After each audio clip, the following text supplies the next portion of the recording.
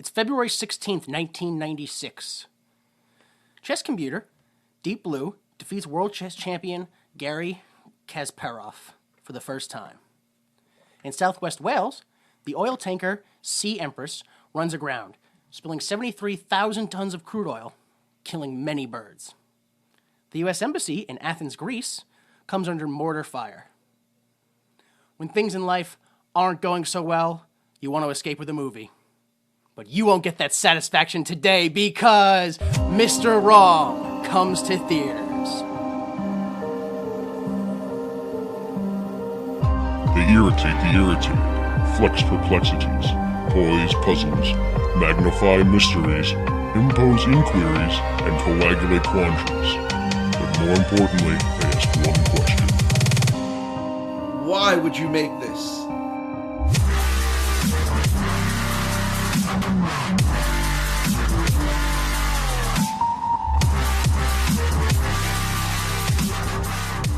Hello, everybody. Welcome. Thank you for listening. This is Why Would You Make This? I'm Jimmy Time. I'm joined, as usual, by my co-host, Danny Money. How are you, sir? I'm alright, and yourself? All right. Jay Delta, how's it going? Doing pretty well. Oh, fantastic. That's good. Even after this mess known as Mr. Wrong. That's the film you guys watched, right? Yes. Yeah. Oh, my God. All right. Well, some people were, I guess in this case, unlucky enough to have this film lost in translation. Right off the bat, there's not too many of them are wrong, as you got Greece, Germany, and kind of Argentina all have Mr. Wrong, sort of. Greece is Mr. Wrong. Germany has Mr. Wrong. The dream man becomes a nightmare. I mean, considering that's basically giving away the plot of the movie, I kind of wonder if the guy who was in charge of titling this watched the movie and was like, we don't want anybody to see this. We'll just, Mr. Wrong's dream man becomes a nightmare. You don't need to see this movie now. Just don't watch it. Yes. Oh, and last is Argentina, which actually has the wrong man instead of Mr. Wrong. It's the same thing, pretty much, I guess. Yeah. Next is Hungary, which I kind of like. Is the title for their film? Technically, the title is Beautiful Blonde Prince. All right. Yeah. Who was that? Oh, Ellen. Yeah, I think Ellen's so. the Yeah. blonde I don't. prince. Is Bill Pullman blonde? No. Right? Nope. Yeah, no. He's definitely not. Brown hair. I don't. Yeah, I was gonna say maybe he's like very lightly And blonde, but he's not compared Spoiler to Ellen. alert, neither is Walter. No. No. I don't think anybody else in the film is blonde. She's the Yeah, only no, black. yeah. Maybe that the morning show co-host, that not Robert Goulet. Oh, yeah. I was like, Robert Goulet, I was like, the I don't mustache, think yeah, he's blonde. the Canadian singer, that's Yeah. who. So Beautiful Blonde Prince. The alternate title in Hungary was called Mr. Bad, the Dream Man Nightmare. I don't know what, that sounds like a horror film. That's the direct-to-video knockoff of Freddy Krueger. that's like Dream Man Nightmare. Transmorphers and Mr. Bad, the Dream Man Nightmare. Which is funny because, like, I feel like if you took the soundtrack out of this film, it'd be a horror. Like, some of the things that happen, like, I feel it's like a lot of the things I'm like, this is like if you change the lighting, people would be like, no, this is a horror film. I kind of fear for my life. I don't know. I wouldn't go that far. I mean, please take the soundtrack, take the score out. It was Really? To me, that was the only saving grace of the movie. No. For me. no. No? I wish deaf people could listen to this podcast because I want to know their opinion. They must have a much better opinion of the movie than I do, because if I could have just put it on mute and just subtitled it the whole way through, I think that would have been a much better I experience. felt like the first half of the film didn't have a soundtrack. Yeah. So it's not like we're Yeah, but- missing out on much my- without a soundtrack. No, dude, the score. I was like, the score to it didn't have a soundtrack, but the score was it Yeah. was constantly trumpets and trombone. Yeah, It what's felt- that thing with the wood block where that- washboard? Yeah, Yeah, I don't know if it's a washboard, but yeah, that instrument. That was in it, like a felt crank. Let's turn on the TV show with the clowns. That's what I felt like the movie was. I kind of thought thought Ellen was a clown because she was always wearing like large, like brightly colored shoes. The color usually was white, but it was still a brightly colored shoe. Well, it was better than in any scene that she was wearing a dress, because I don't know about you guys, but whatever scene she was wearing a dress, I felt very awkward because it was like, you look like a guy in a dress and you don't even seem like you're comfortable in it. So why are you even wearing it? Yeah. The way she stood was a little off-putting. I don't know. Yeah. It just. So, that was the whole time I feel like I know that she's pretending not to be gay, and that's just shining through. Yeah. Well, see, that's funny because I was wondering that, and she comes out gay about a year later, in April of '97. Yeah. But it's one of those things where if you saw this movie, you're kind of come April '97, you're like, oh yeah, I could have seen it. Well, I as usual, when we do a movie, you know, I got to click around YouTube and watch anything I can related to it. So I end up watching the Oprah where she comes out. And, Oh, jeez. I know. Why do I do these things to myself? But on Oprah, they're like, yeah, it's something they've been teasing for like the last season and a half. And it's shit like on the Ellen show that was going around. She'd like pop out of the closet when her friend's like, Ellen, where are you? She pops out of the, she's like, oh, I was in the closet. But they didn't actually do the straight out, you know. But it was like a wink, wink, nudge, nudge to the camera the whole time. All right. That just seems awkward. Yeah, it's totally awkward that for a year they basically teased that she was going to come out as gay. Yeah. And then I watched the episode where she came out as gay. Was it heartwarming? No. They play it for laughs and, They play? Jesus Christ. Literally. She's talking to, her, whatever she is, some other woman who I guess was, and the woman's about to leave on the plane, and she's like, oh, what you were telling me, how I am, I think that's how I am, but I think, and then, like, she turns around, she turns back, and she speaks into the microphone, like, the loudspeaker at the airport, she's like, I'm gay, and, like, everyone in the airport turns, like, this is so crazy. All right. Yeah. So it wasn't heartwarming. They're like, oh, we played it for laughs. It's fine. So it's pretty much 90s television where they try to sweep anything serious underneath the rug. Yeah. Yeah. Let's say it sounded like she came out, but like in a really safe way. Like if everyone turned on her, you'd be like, no, that was just a TV show. What are you talking about? It was. I don't know if you read about this. That like her coming out was like an assault on all senses. She came out on her show, on Oprah, and in Time magazine the same day. But yeah, you were not escaping. All right, then. You were not escaping the fact that sounds like it was less about freeing yourself and more like, revamping your career. Which, after this movie, she definitely needed it. Yeah, so maybe she wasn't. This is actually only her second film. Her first, leading role in a film, too. Because her first role is apparently as a coach in Coneheads. I didn't bother to watch Coneheads. Yeah, ever. And nobody ever do it. No, I'm not. That's the lost episode of this podcast. No. But I can't, I remember plenty of, SNL faces, popping up here and there in Coneheads. Yeah. I can't even... No, I don't even know if she has a line. You see her face. It's clearly her, but she's, pretty much... Speaking of her face, can I just tell you how punchable it is? Oh, my God. She's got, this very minor overbite and really chubby cheeks and... Oh! Okay. I'm telling you, it's a little less painful if you just think Owen Wilson. So Belgium, they got a weird title too. Oh man, yeah. Let's we're not even halfway to the titles. Oh. Yeah. No, Belgium had Ellen in the face, and we're not even out of the title. No. Belgium had the title, the French title, Oddball. Kind of like the weird one, or one of the funny ones. Next would be Italy and Romania kind of had the same theme, which was Italy had a husband, almost perfect, and Romania had perfect husband, or man, apparently it's the same word. Spain kind of totally skipped the story and just went right to how it ends, which is my beloved friend. Then Brazil.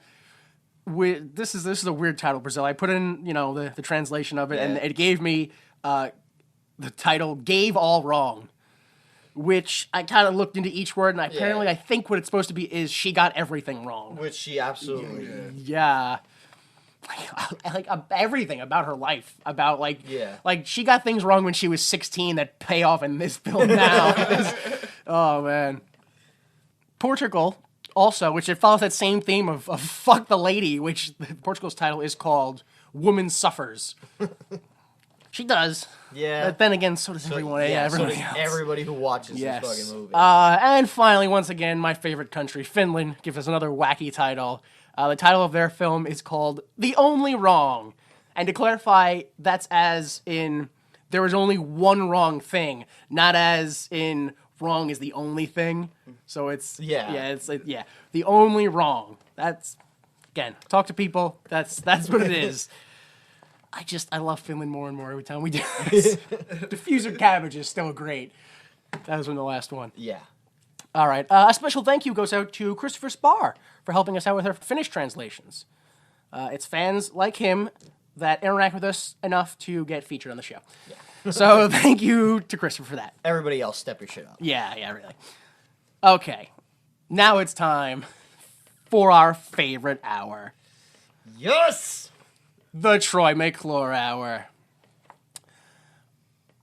I hate to have to bring down the crushing defeat of reality, but Troy McClure has only appeared in 32 episodes of The Simpsons. What? And this is our 20th episode. Oh, no. Are you kidding me? Only that little? Yeah. On top of that, Phil Hartman himself has only appeared in 52 episodes of The Simpsons before he died.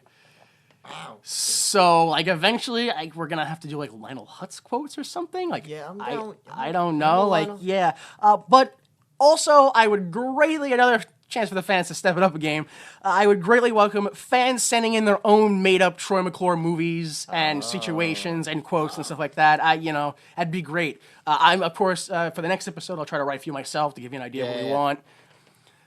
Troy McClure quotes are usually old TV or movie titles that are slightly ripped off, a mashup of the titles. Some examples would be, these are real examples from The Simpsons, which would be Dial M for Murderousness and After Mannix, both of those being taken from real films, which is Dial M for Murder. Yep. And then After Mannix is a mashup of After MASH, which is a spin-off of the TV show MASH, and then a television show called Mannix. So, yeah, you could do something like that. There's also unnecessary spin-offs, like Son of Sanford and Son. Yeah. So, that's that's my favorite. Yeah, that's still good to me. If anyone out there is kind of thinking I don't know what Sanford and Son is, I don't get these things. Basically, a joke would kind of be like how Joey is a spinoff of Friends. Yeah. So Ross would be the spin-off. Yeah, that would be Ross starring Troy McClure. That'd be one like that. So yeah, please send us in to the Tumblr or the Facebook. No Twitter. You could send them to the Twitter. Probably not gonna read them, but. The Facebook and the Tumblr would be best to get those messages to us. Today's quote, a fan-made quote, was taken from the blog Sitcom Family on Tumblr. I'm gonna try to impersonate Troy McClure. Oh, shit. Let's see how it works. Let's see if it looks. Hi, I'm Troy McClure. You may remember me from such accidents as Old Man Meets Moving Car, Weird Adventures in My Underpants, and Uh-oh, That's a Baby. Yeah, what do you think? Not too shabby. I haven't recorded it yet and see what it sounds like, so it's mostly just been me echoing in a bathroom going, yeah, it sounds all right. Yeah, that echoes kind of sounds. Yeah, I'll throw up a reverb. Yeah, It'll sound great. Okay, so Ellen DeGeneres plays Martha Alston. You may remember her from such roles as herself in the center square from 2002, 2003 in the television game show Hollywood Squares. I'm surprised to know that Whoopi actually gave up the center square. Yeah, that's why I put it in there. I was surprised that anybody else had ever been in the center square. In her self-titled talk show, The Ellen DeGeneres Show, and she's had The Ellen DeGeneres Show, which was a sitcom. She's had many different ones. And most recently, the character Ellen DeGeneres in the 2010 episode Judge Me Tender of the 2089 television series The Simpsons. Wow, really? Yeah, it's mostly like she's been doing a lot of like real life stuff, like award shows, and like she's like the producer of some ABC show. So she's not really like acting anymore, so to speak. Honestly, probably what everybody remembers her from, Finding Nemo. Yeah, that's why I As didn't put that Dory. down. And She's still doing more Finding Dory. Yeah, that's a Dory, new one yeah. that's coming out next year. So next is Bill Pullman. Let me just tell you, Okay. I watching this, I was like, what the fuck? Oh, what has Bill Pullman done? I was like, he was our president and saved us from aliens, allegedly, but that's it. All right, well maybe you'll recognize him in here. No, I don't know. just saw and I recognized one of these. Well, Bill Pullman plays Whitman Crawford. You may remember him from such roles as Lone Star in the Oh, that was him? 1987. That wasn't the one you. Jesus Christ! The 1987 film. That was him? Spaceballs. Yeah. There was too much talent for that to be him. Well, he It's funny left it all in 'cause then. I had the same reaction last week when we were looking at Bill Pullman and his movies, and he told me that. I was like, oh, wait, that's right. That's no fucking same way. reaction. Yeah. Wow. Oh yeah. Hopefully, there's something that kind of answers all your questions about Bill Pullman later on in the reviews in the game of Q&A that we have, or O&A rather. He also plays Dr. James Harvey in the 1995 film Casper. This is what I remember him from. Yeah. I was like, oh yeah, he was in Casper. He was the dad in Casper. He got drunk and fell down a manhole. Yeah. And became a ghost. Oh my god. That's the only part of that film I remember. What a great childhood I had. And most recently, Brian Plummer in the 2014 film The Equalizer. The third most famous person in the film, I felt anyway, I don't know if it was true, Joan Cusack plays Inga Gunther. You remember her from such roles as Debbie Jelinski in the 1993 film The Addams Family. I just want to say that one of the characters in this movie, the guy Bob, he shows up way later on. He's like a very, I would say, a pretty effeminate character, right? No, he was just no. really kind and Yeah, gentle. really gentle, gentle. yeah. All right, I guess I'm just a fucking asshole. Then. Anyway, I was like, this motherfucker looks vaguely familiar. I looked it up, and he plays this, like, grizzled, scruff, bad motherfucker in Fury, the latest movie by Brad Pitt. Could not believe they were the same person. Oh, he like cut and like. Well, no, he's not like jacked or, but he's Oh. like, he's got like a mean Oh, beard. he's a mountain and man He's and like shit? like a tank commander. Oh, Like, jeez. and I was like, wow, this is the same person. What the fuck? Well, that's what you said about Bill Pullman. So this film in general is fact- just. Let me just say, I have both in the span of 3 seconds gained a tremendous amount of respect for Bill Pullman for playing Lone Star, and then lost it all for everything else. He went from Lone Star till The President and Independence Day. Piece of shit movie. Let me just say, it's awful. Go back and watch it. It's fucking awful. Yeah. Independence Day, I'm calling you out. That reminds me. You gotta send me a link to that thing where fucking what's his name? Randy Quaid freaks out. Yeah, Randy Quaid freaks out and bangs his wife while she wears a Rupert Murdoch mask. Wait, what? Yeah. It's a thing, and it's awesome. It's it's- the greatest yeah. piece of comedy Randy Quaid's ever done. Easily. Yeah, Easily. I mean, there's really, I think that's the only piece of comedy he's ever done. Ironically, it's not the stuff he says. It's more of like the things that he like. He still has the shirt from Independence Day. Apparently, that's the best part of that whole video. Is me just trying to figure out did he go to like a souvenir store and like buy it back, Did or he buy a replica? Did he steal it from set? Did he stole it. refuse wardrobe on set? Like what? There's so many questions. I What's just going bought my on? own. Yes, Joan Cusack. She also plays Rosalie Mowens in the 2003 film School of Rock. And most recently, she plays Sheila Jackson in the 2011 TV series Shameless. You can see the full cast and crew at imdb.com. It doesn't really fit in anywhere, so I'm just going to go ahead and say it, which is, you guys remember Bonnie Raitt? Or Raitt? She sang that the heart condition song, Have a Heart? Yes. Yeah, you remember her? Yeah. Yeah, apparently, I was looking through the credits, she donated her licensing fee to charity. Wow. So, I mean, for her. yeah, that's why I said, I was like, yo, good for her. Got to give her a shout out for that. Also, At least that- something good came. Yeah, exactly. At least something has could. Also, that song, Have a Heart, is still stuck in my head since we've done that. That was the 4th episode, and that's the only song from any of these episodes that I can still like sing all the lyrics to. Although, to be fair, we don't know what charity, so it could have been a really bad charity. Let's start a charity for like to make rich people richer, and then they can give us charity. Like, well, it'll be a loophole. Like, what? Let's look up. Like, hang on. Let's not go that far. Let's see what the limitations. Ponzi scheme, pretty much. That's why I said let's see what the limitations are. What constitutes a charity for this? Because I was like, no, hang on. Somebody had to have thought of this first. There's got to be something. That's what. If whenever you think of something, it's like this is too good to be true. Somebody probably figured it out beforehand. Check the law because there's probably something that's written down that's why nobody's doing it anymore. All right, you guys. You got anything you want to squeeze in here before we start the film? Oh yeah. What about the? Just gonna get to Yeah, please. The gross of the film was actually, since '96, $12.8 million. Really hasn't made that much, and it's still since '96 hasn't made its budget, which was $19 million. Oh my god. Which only leads me to believe that half that money was probably the gifts that Ellen ended up receiving throughout the whole movie. They must have shot on location like for everything. Like, Yeah. I don't know.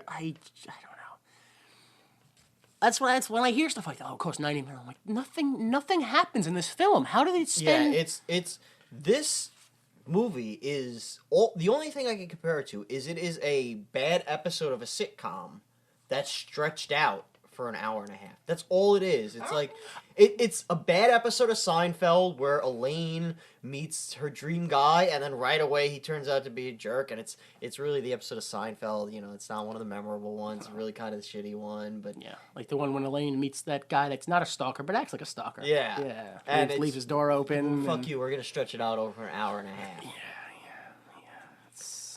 That's pretty accurate because there's like I think literally halfway through the movie changes and it's a different like right when Bill Pullman's character changes. Yeah. It's a different film entirely. Yep. Which is actually kind of funny that you guys bring up Seinfeld, because when they kept mentioning Whitman, all I thought was of Elaine's boss, Whitman. Oh man. All right, let's go ahead and start this film.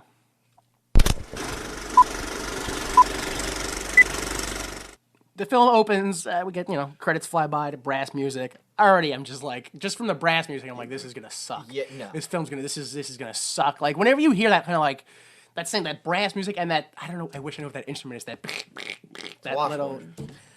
I'm Wood blocks? pretty sure it's like it's made of wood though. That's the thing. Yeah, washboard. It's still called a Yeah, washboard. people fucking drag a stick across a washboard. Nah, I think it has a name though. It's called washboard. I think that's because you're white. A washboard. I'm pretty sure that like the Mexican community has like a real like it's a stick with a hole in it and like it's glazed and there's like some red paint and some green paint on I know it. what you're talking. I don't know the name, but I know what. See, I described it and he fucking got it. Done. White people fucking up. You should just paint things colors and put holes in them, and you'll understand everything.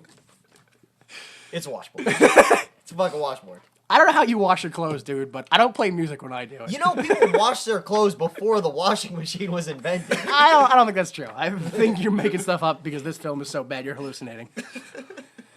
Okay, so we start off right in a Mexican police station. A man exits a car, walks into the station. We see a couple of stereotypically Mexican things: the Virgin Mary, a three-legged dog. The cop talks to another cop. They're all being seen from like knee below at this point.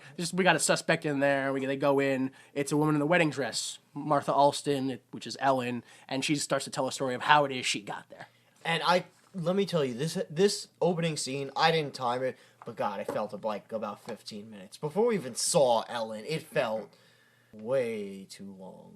Yeah. And it just dragged and dragged and dragged. Well, I don't know if it's because I watched too much into it or if I watched the trailer or what, but I already knew what the story was. Yeah. So going into it when they were like, yeah, she's in here, blah, blah, and I was like, oh, motherfucker, this whole film's going to be a flashback, isn't it? I knew it right away, and I was like, it's going to be I feel it. I feel the flashback coming, and yeah, of course it is. That's exactly what happens. Also, I just want to say, didn't I feel like those two Mexican actors, like, I'm not saying they weren't Mexican, but they just, like, they probably really couldn't speak Spanish in real life. Yeah. Like Cheech Marin, and they were just like, get this guy, he's Mexican. He's like, all right, what do you want to say? Say hello in Spanish. I don't speak Spanish. I don't know what the fuck you're talking about. You speak Spanish, motherfucker. Yeah, so flashback to a wedding, and the wedding is apparently Martha's sister's getting married, and she's getting the pressure from the parents about how, oh, well, not you got it, but don't worry, you'll be next, and they'll you know, blah, blah. It's okay. You'll find the next one. Yeah. Oh, already, I can already tell. I'm not the demographic of this film. Nope. Already I go, oh, this film is 1,000% not for me. Like, 100, like, just done. So, yeah, the parents are like, oh, you're going to get married soon, don't worry, blah, blah, blah, it's fine, right? Already, you jump ahead again. So you have a jump ahead in a flashback. It's this whole movie, I'm pretty sure it takes place over a week. But everybody in the film acts like it's been months. It could be months, and it's just the way she's telling it is just like, oh, well, he did this wacky thing first, and then there was this wacky thing. Yeah, I mean, I doubt it. I feel like it's one of those films that they probably would have been like, a week later. I feel like they would have had at least that much courtesy. I don't know. But anyway. It just occurred to me, since the entire movie is a flashback and she is in a prison, she's not necessarily a reliable narrator. Like, she could be lying to us the entire time, and Bill Pullman could actually be a genuinely nice guy. Which is what everyone thinks, so maybe he is. Yeah. I mean, he did save us from aliens. Did he? No, he didn't. He didn't. He kind of just made a speech and took all the fame. Well, he made a speech, which wasn't very exciting, and then he flies his jets against the alien, but then Randy Quaid flies into the mothership. So he just kind of like looks at them from a distance in a plane. Yeah. Well, who else is going to pass on the word that you got to shoot the center of the ships? You know, there's a deleted scene in Independence Day. In the actual movie, Randy Quaid flies into, like, the laser and blows it up with his jet. Yeah. In the original deleted scene, he does it with a biplane. His biplane that he uses for crop dusting. I shit you not. I shit. Wow. Thank God they switched it. They should have. They should have just went full. They should have just went full with it. Oh.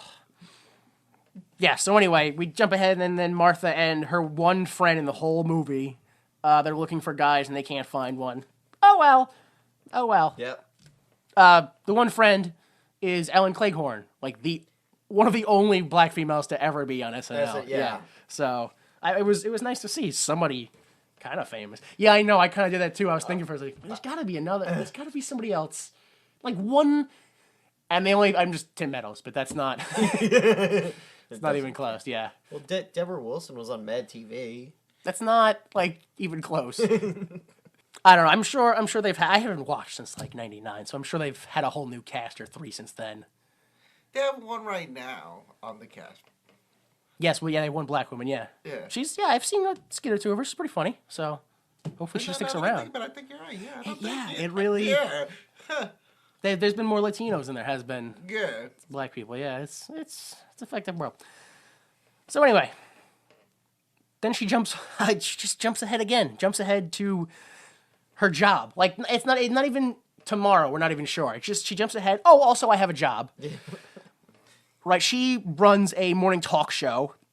She goes into her job. She tells the host about, oh, we're gonna have lamb chop and this bodybuilder and whatever. Just like it's just 90s wacky daytime TV, whatever. That's the joke. Isn't that stuff crazy?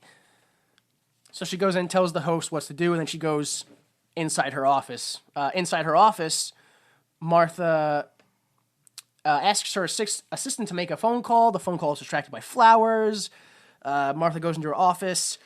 The cute coworker guy that I don't even think so much that the phone call was distracted as flowers as much as her assistant doesn't think she has a job. Yeah, clearly. That it wasn't until like much later, but those are two different women, right? The assistant and the sister. That's not the same lady, is it? No, it's two different, yeah. Like the last time I saw the assistant, I went, was that the sister this whole time? Is that why she hasn't fired her yet? But no, apparently she's just non-confrontational. She's just, yeah, I guess. Oh, what do you expect with the next scene where the guy comes in and is pretty much quietly expressing his love for her and making a scene, and she's just like, yeah, okay, I'm just gonna make it seem like I'm showing you this piece of paper and telling you stuff to do. Yeah, she didn't like it. It wasn't even like she just didn't want to be embarrassed, Yeah. like, by the thought of a guy liking her in public. Like, I don't know what she was afraid of, but, like, just being like, dude, stop it. She couldn't even just be like, I'm your boss. Like, this is ridiculously inappropriate and illegal. Stop it. Right. She was just like, no, stop it. No.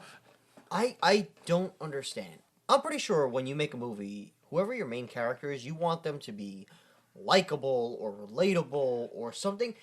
Ellen's character is just a piece of shit.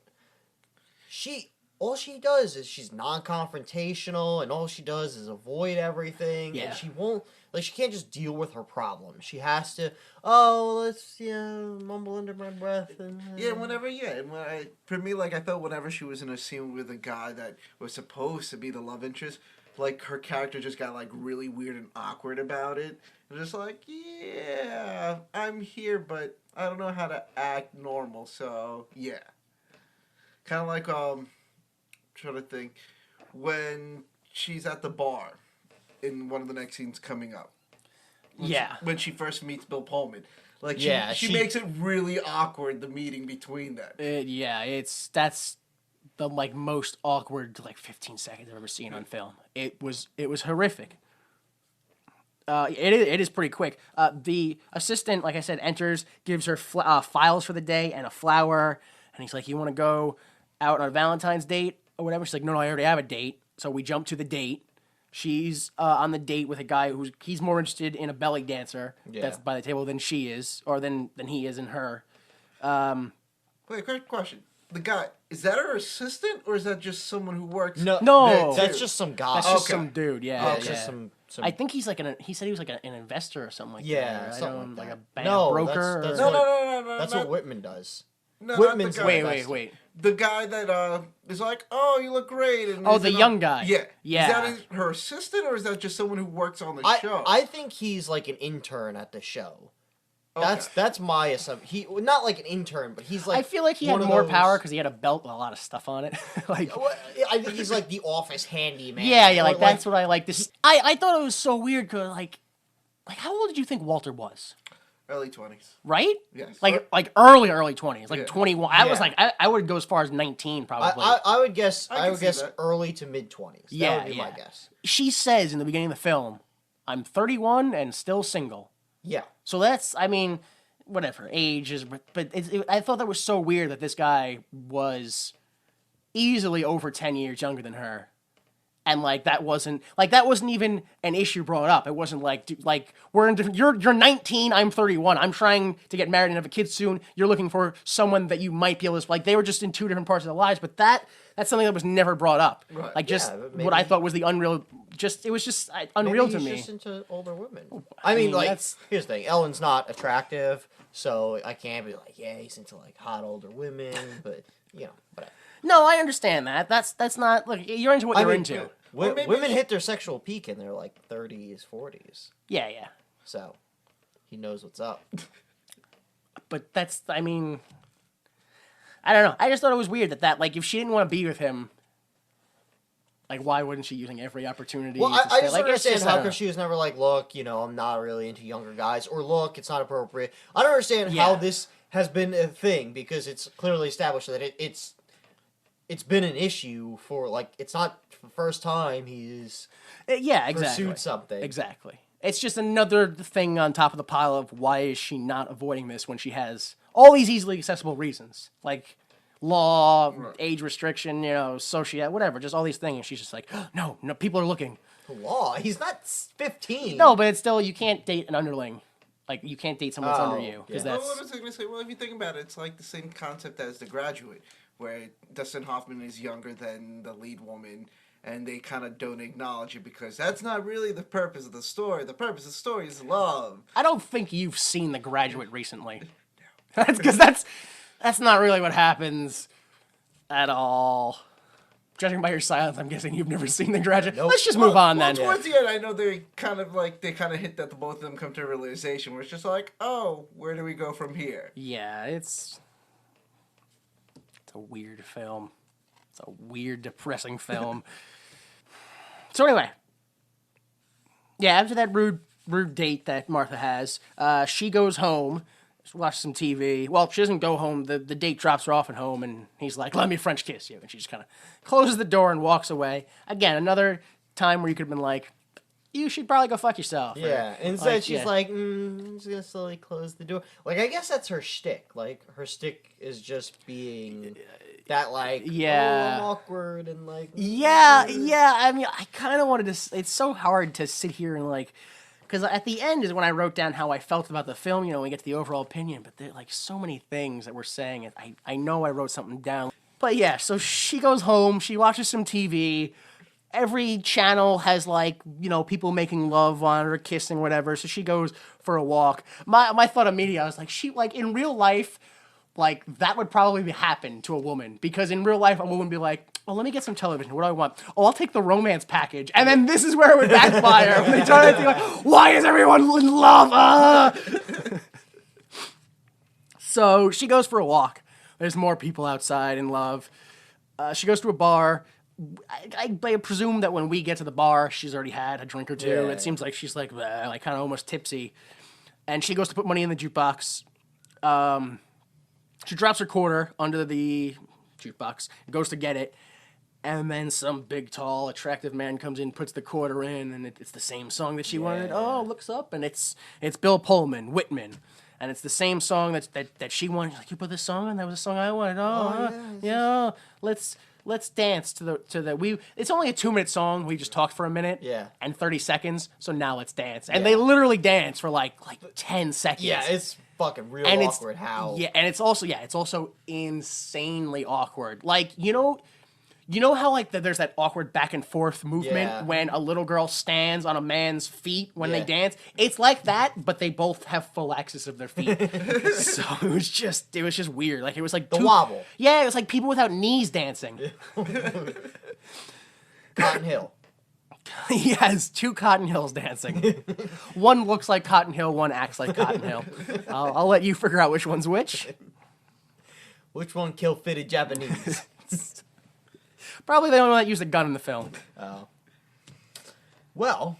See, what I find odd, though, is because in this scene they show Bill Pullman's character, selecting on jukebox, but later on he reveals that, oh, I had hit that number by mistake. Yeah. How, if it's one of those old jukeboxes where you push a number in, there's no way literally to kind of like, oh, I meant to hit 3 and I slipped down. I think it's like implied that he's just an idiot, and he was like J7, K7. Oh fuck! I was just say, I think nobody at this table has ever seen Men at Work.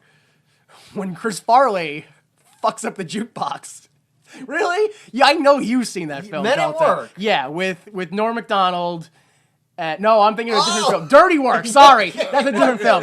Men at Work is with Charlie Sheen and not Charlie Sheen. Charlie Sheen and Emilio Estevez. Yes. And let me tell you, folks, that's also a good film. You should go back in time, punch yourself in the mouth before you watch Mr. Wrong. Yeah. And put on Men at Work. If only for Keith David. Yeah, it's so good.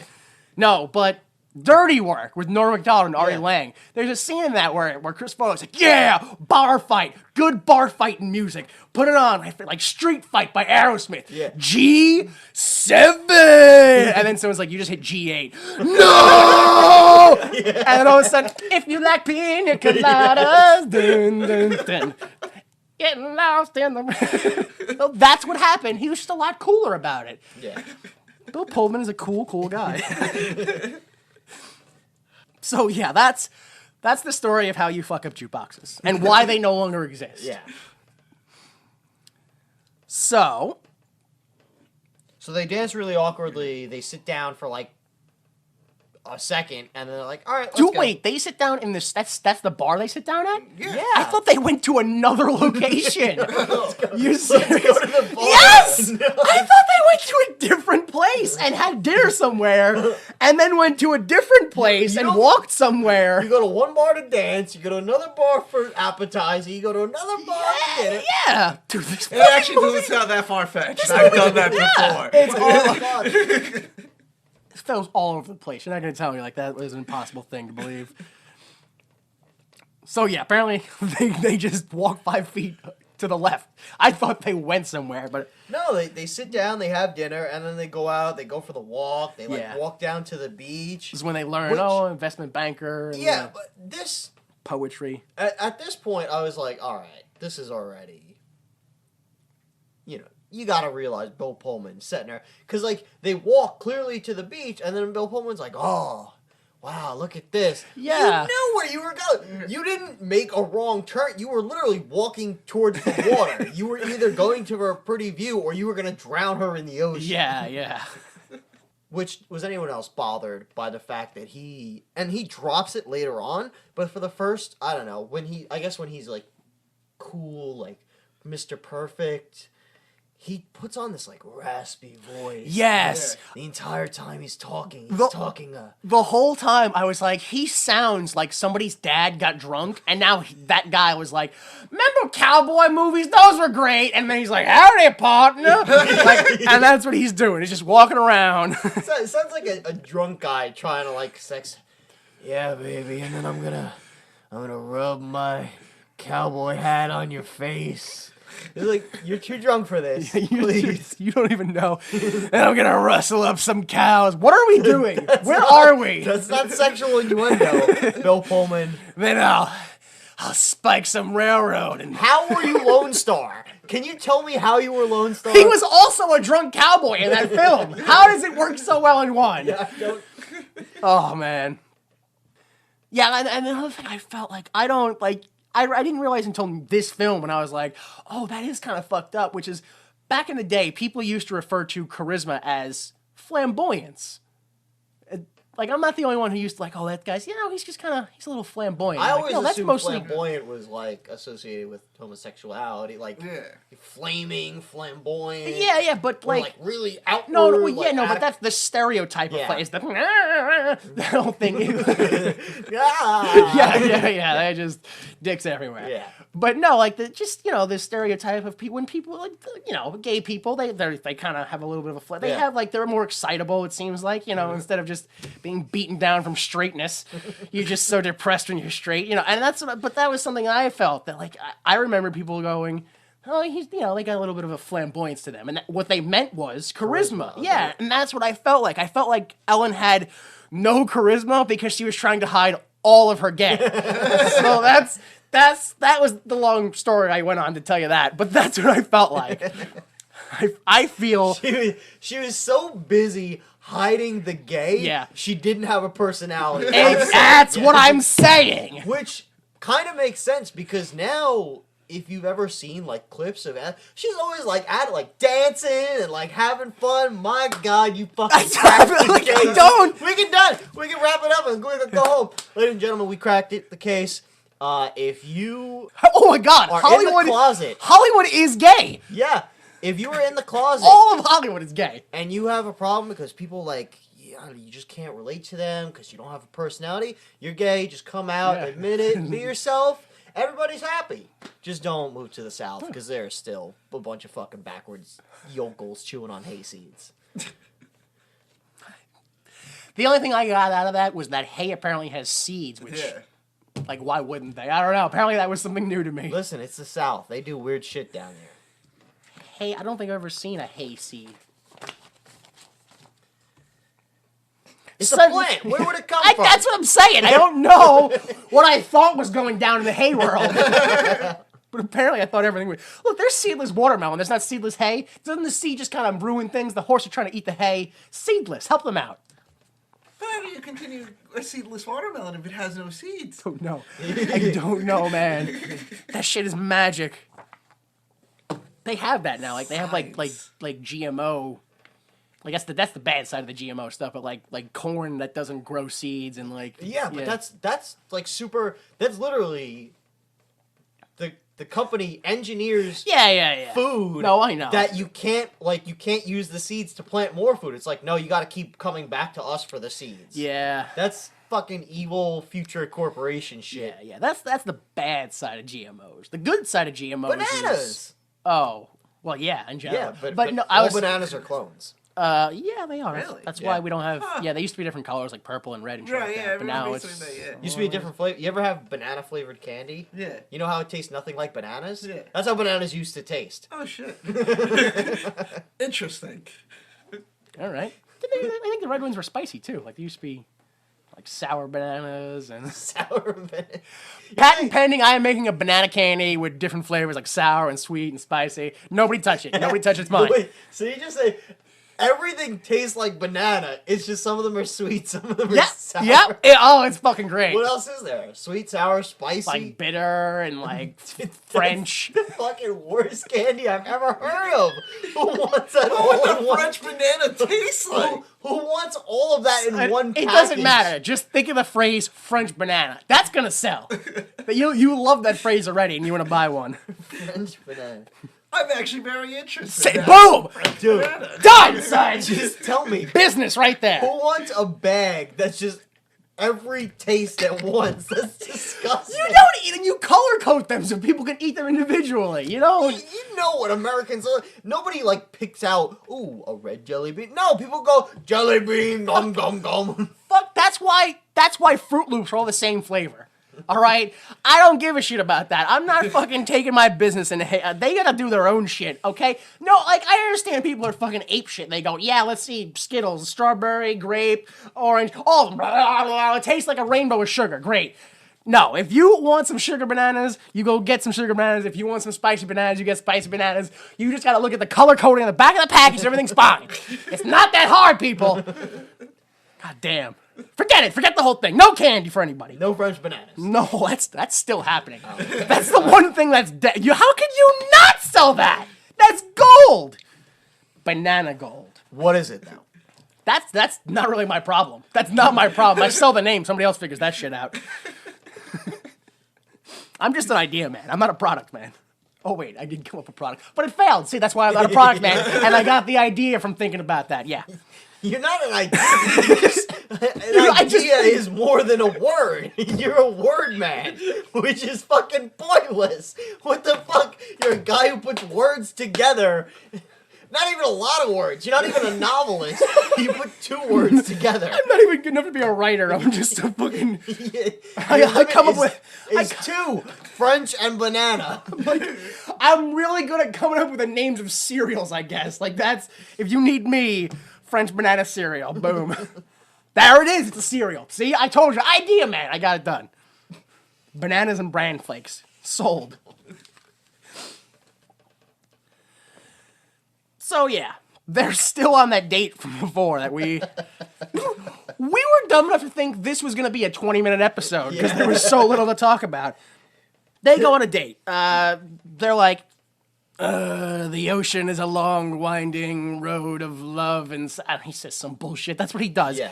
She's like, oh, this is awkward and weird, but the script says to kiss, so they kiss. And that's really what it fucking felt like. Yeah. And then they leave. They go presumably to Whitman's house. It's never really said, but I assume they did. Knowing Whitman at the end of the film, they could have just broken into a random house, to be honest. But presumably they go back to his house and they have sex. Presumably sex. Yeah. And then Martha talks about her feelings, and she tells some weird story of a clown. Like, I think that's all that's happened in her life. Like, when she was 4, she looked out a window, and she saw a clown, and her parents were like, oh, shit, get her back in the cupboard, go! And then fucking they put 6 padlocks on it. She's like Harry Potter. She lived under the stairs. Yeah, exactly. Oh, man. She must have. Like, the other sister's clearly the more attractive one. She's the more successful one. That doesn't mean Ellen lived under the stairs just because one is more attractive than the other. Look, I don't know how kids work. I assume people think the ones on the stairs. That's look, every movie that I've seen that involves children and stairs, you put the messed up one underneath the stairs. That's how it works. Yeah. No, that's not how it works. Yeah, it is. You always put, because in the movies, like, I can think of Harry Potter and Matilda. Okay. The good child, Yeah. Harry, or Matilda, that's the one you treat like shit, because you gotta build character in them. But no, And the shitty child, you baby, because they're not going anywhere anyway. I thought it was more along the lines of the shitty kid already agrees with all your lifestyle choices and morals, so you don't have to teach him anything, and the other one needs to learn some shit, so you you shove him walk under the under the stairs. stairs. Yeah. look, I'm pretty sure was the plot to the horror movie People Under the Stairs. Didn't see it. I don't remember it. There were people under some stairs. They ate things. Yeah, I don't really know what that film's about now that I think about it. Never mind, forget the whole thing. Oh, I think there was a Nixon mask in it. You're thinking of Point Break. No, I'm not. Nobody was under any stairs in Point Break. Oh, no, wait, maybe... No, that was a dock. That doesn't count. So, yeah, 4-year-old Martha saw a clown one day. Yeah, and thought it was a message from God. It fucking changed her life. Yeah. Like, this is the moment where you're like, oh, Whitman's absolutely sane, and clearly it's Ellen who's insane. I don't remember anything from when I'm 4. Yeah, Who remembers anything from when they're 4 years old? I have a vague memory of me being very young, no idea what age, shitting my pants in the backyard. That's an early memory I have. That didn't change my life. Yeah, I don't remember my 5th birthday party, but I remember a picture of my 5th birthday party.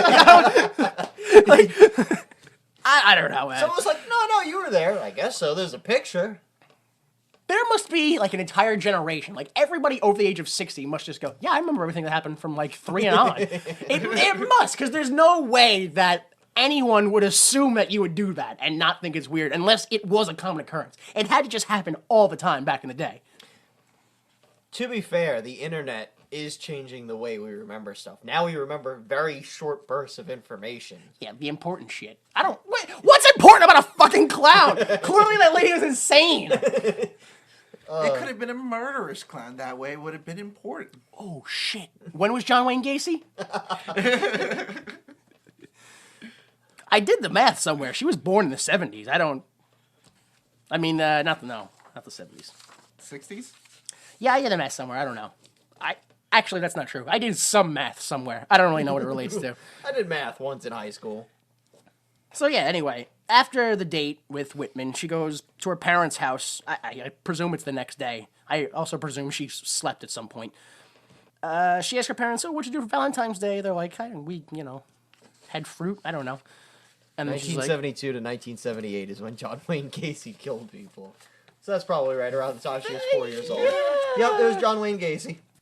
Anyway, yeah, she goes inside, talks to her parents. They're like, "Oh my God, yeah, you found somebody. Isn't that great?" Her sister is also excited about it because they had sex. Yeah, they do a whole like, "Did you? Yeah. And did he? Yeah. And did you? Yeah." Yeah. It's stupid. It's and awful. I presume like that whole family they're just desperately lonely people. Yeah. Desperately lonely. I mean, why else would you have, sex one time with a guy and you tell him, "Hey, when I was 4-year-old, I saw a clown and it changed my life." Like, that's not, you have to seriously care about somebody before that's a story that makes any sense or has anything to do with anything. Not only that, she met a guy at the bar, went home, had sex with him, and she's already like, "I met somebody," to her What kind of nutcase does that? Yeah. Again, maybe Whitman is the sane one. Yeah. He's not. Don't worry. He's not.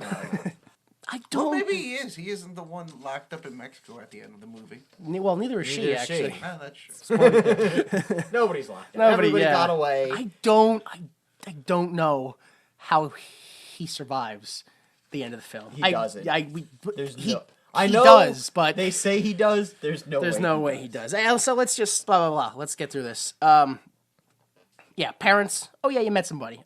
Next day, week. I don't know. There's no time reference. They just go on another date at some point, and they're talking about their most serious relationships they've ever had.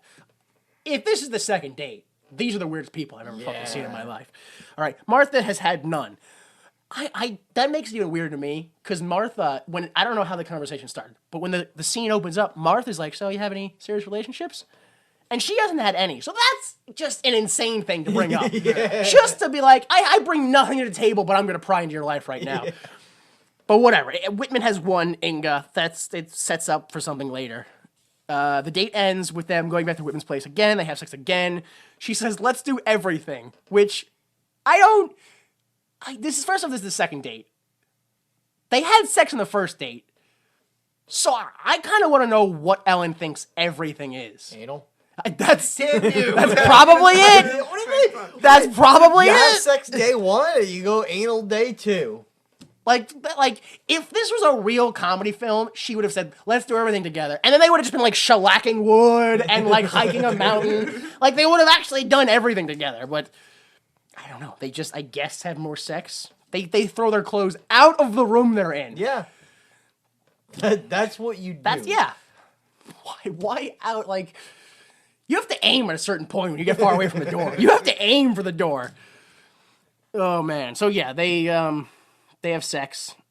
I don't think I wrote it down, but I think this is when he does the poetry thing. Yeah. Yeah, he reads the poetry. His poetry. And, like, right when he gets to the end, I realize, oh, I don't know what poetry is, so I'm not sure if this is good or bad. Yeah, me neither. No, I don't know if it was intentionally like, oh, this is supposed to be bad. I don't know. That's the thing. I don't know. I was like, these are words. They don't rhyme, but do they have to? No, I don't poetry, know. It doesn't. Yeah, have it doesn't to have to rhyme. I don't get or understand poetry. It's like painting. I don't get painting either. Like, I understand some painting. I don't understand painting where someone's like, da, da, da, da, and it's just a bunch of lines and squares, and they're like, this is how I feel. They're like, no, you just made shapes. That's not how you don't feel. You can't feel a square. If you paint how you feel, you have Parkinson's.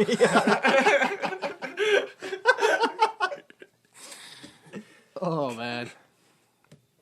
So yeah, bad poetry, whatever. Which again is another thing I realized. Which, how do you respond to poetry in a non-public setting? Like if I go to a poetry slam, you go, yeah. But when somebody just reads you poetry, like, do I snap? Would that be awkward? Do I clap? Is that like how do I? You just nod. You go. Because that's what she did, and I was like, no, that's definitely not what you should do. Oh, that was awkward. She's like, oh, that was good. That was good. I don't think there's any non-awkward. Like he just read some weird poetry. Yeah. You can't. I can't be like, oh, that's good. I feel happy. Sad. See, that's a weird thing about poetry, because I feel there's no such thing as good or bad poetry. It's just on the way the person who's listening or reading it interprets it. And, it's up to them to figure if they feel it's good or bad. I can't agree with that. I mean, that's pretty much how anything works. Oh, I understand that. But if I go up on stage and I'm like, talking to my dog, having a fun day, fall down some stairs, fly away. Like, someone can't be like... No, that was I'm pretty sure that was actually a poem, sadly. No! Yeah, sadly. It actually was a poem. Words that were just no, you're a poet, bro. You pulled it off. I think you followed iambic pentameter pretty well. Oh, okay, all right. I don't know. I really don't know. So the next day, Martha's back in her home. She gets a phone call, and it's just some voice. She's like, "Oh, stay away from Whitman," or whatever like that. Yeah. She's like, "Oh, you have the wrong number." She's like, "No, I'm Inga. You stay away from him." And she's like, "Oh, I can't ignore that. That's not something I can do. I can't delusionally pretend that didn't happen." Did you guys notice the continuity error in this? I didn't know. No, it's just a small continuity error, which is she's on the phone. She's like, "Hello," and she's like, "It's Inga," and she's pouring her juice. And then when she starts to like snap into the conversation, she's like, "Oh," she kind of just stops pouring the juice and like uh-oh. But the scene right after is pouring, overflowing. And it's just like, whatever. So at her office, because she leaves home, that's what you do when you get a threatening phone call from a stranger. Yep. You just go about your day and pretend nothing ever happened. The young assistant kid comes back, and he gives her the things for her day, lets her know that her car is waxed. The secretary, the airhead secretary, shows up with flowers from Whitman for Martha. And Ellen Cleghorn comes in again. He's like, "Oh my God, flowers! Oh!" And clearly the young kid, Walter, is very butthurt. Yeah, he's very hurt. Yeah. Poor him. To Martha's parents' house. Martha and Whitman greet the parents outside. Everyone goes inside. Martha, it was funny to me, like, how, like, just, there's, like, a certain thing about, like, white, rich, like, mildly religious people that they just all, like, they just Mormonize. They all blend into, like, one human. And I thought that they went to her house to see the mother, the father, the sister, and the brother, but there is no brother. That was the husband. that was the husband. Yeah. I just thought that was like the one brother that no one felt the need to mention. Like it didn't even occur to me that anyone was sexually attracted to him in that house. Yeah, there was like everybody in the house just gave off zero sexual chemistry. So it was all just like you people just like sleep next to each other. Like that's what marriage is to like you. one giant family Yeah. bed. They all have the little nightcap on. Yeah, from the exactly, 1920s. exactly. They got their initial in like the front of the bedpost. They're there very quickly. I don't know if you noticed this. They're there to celebrate their parents' anniversary. Yeah. Yeah, that was like they mentioned it once or twice. I didn't Yeah. I didn't. The second time I watched, it, I was like, oh, that's what it's about. Which is a little weird because didn't they only been on like 2 dates? No, not their anniversary. The parents' No, anniversary. regardless. Oh. Regardless, you're telling me you're gonna go to your girlfriend's anniversary Yeah, after yeah. like, only They've- seen her twice. They've had sex twice now. That is more or less their relationship. Yeah. They see each other, they have sex. Yeah. Then he sent her flowers, and she invited him for her parents' anniversary. Yeah, that's the weird part that I feel about this whole film. Is it, to me, they see each other 3 times. Like I don't know if there's a large maybe there's months in between where they're just like, I've been longing to see you. We don't see it. No, but we don't see it, so it's not a story plot that we can grab hold of and say it applies here. It's been 3 meetings between these people. Yep. One was in a non-sexual event where they went to go see their parents. Yep. So it's like, it's so weird that they're apparently this close. Like I don't know. To me, anyway. Whatever. Whitman impresses everybody. Oh, Everybody's blown yes. away. Oh my god, he's so handsome and amazing, and his rugged voice, it's so great. Whatever. So they split. They go driving away in Whitman's car, and she's Yeah. Oh, I gotta go back. They threw some numbers out, so I had to fucking do some math and see what it was about. When they're doing that, the whole cake and gazpacho thing. Yeah. Martha. Well, actually, I think it was the brother-in-law or whatever. The sister's husband. He's like, I don't know how anyone can make it to 35 years. So the parents have been married for 35 years. Yep. And the mom quickly says, "Oh, well, we were married when I was 16." So that's how that's easy. Okay. And I don't know, you throw out numbers to me, I fucking do math. All right, so she was 16 when she got married. Married for 35 years. Mother's probably 51 right now. Yeah, right. Father, what? Slightly older, slightly younger? 53, 40, whatever, something like that. So we do the math. That means the mom had Martha when she was 20. Yep. So now you have to imagine that you're 20 years old and you've already been married for 4 years. That's the world that they live in. That's the picture I wanted to paint. You're 20 years old, you're married for 4 years, you're having a kid. Now imagine you're 45 and you start to realize what Ellen is realizing now. That Whitman isn't a good guy. Like, imagine somehow he hides that shit for so long that it's like, like let's say 10 years in, you're like, oh fuck, this guy's a little weird. Yeah. And it doesn't get bad until later. Like the lifestyle that they live, how do you live that? Like you're with your parents. Mm-hmm. This woman had to have been with her parents from birth to 16. Then she went with another guy. So like in this scenario, it really painted a picture for me. How could anyone not have a marriage last that long? Because if you're 16, you get married. Yeah. At what point do you go, it'd be good? Leave and go out on my own.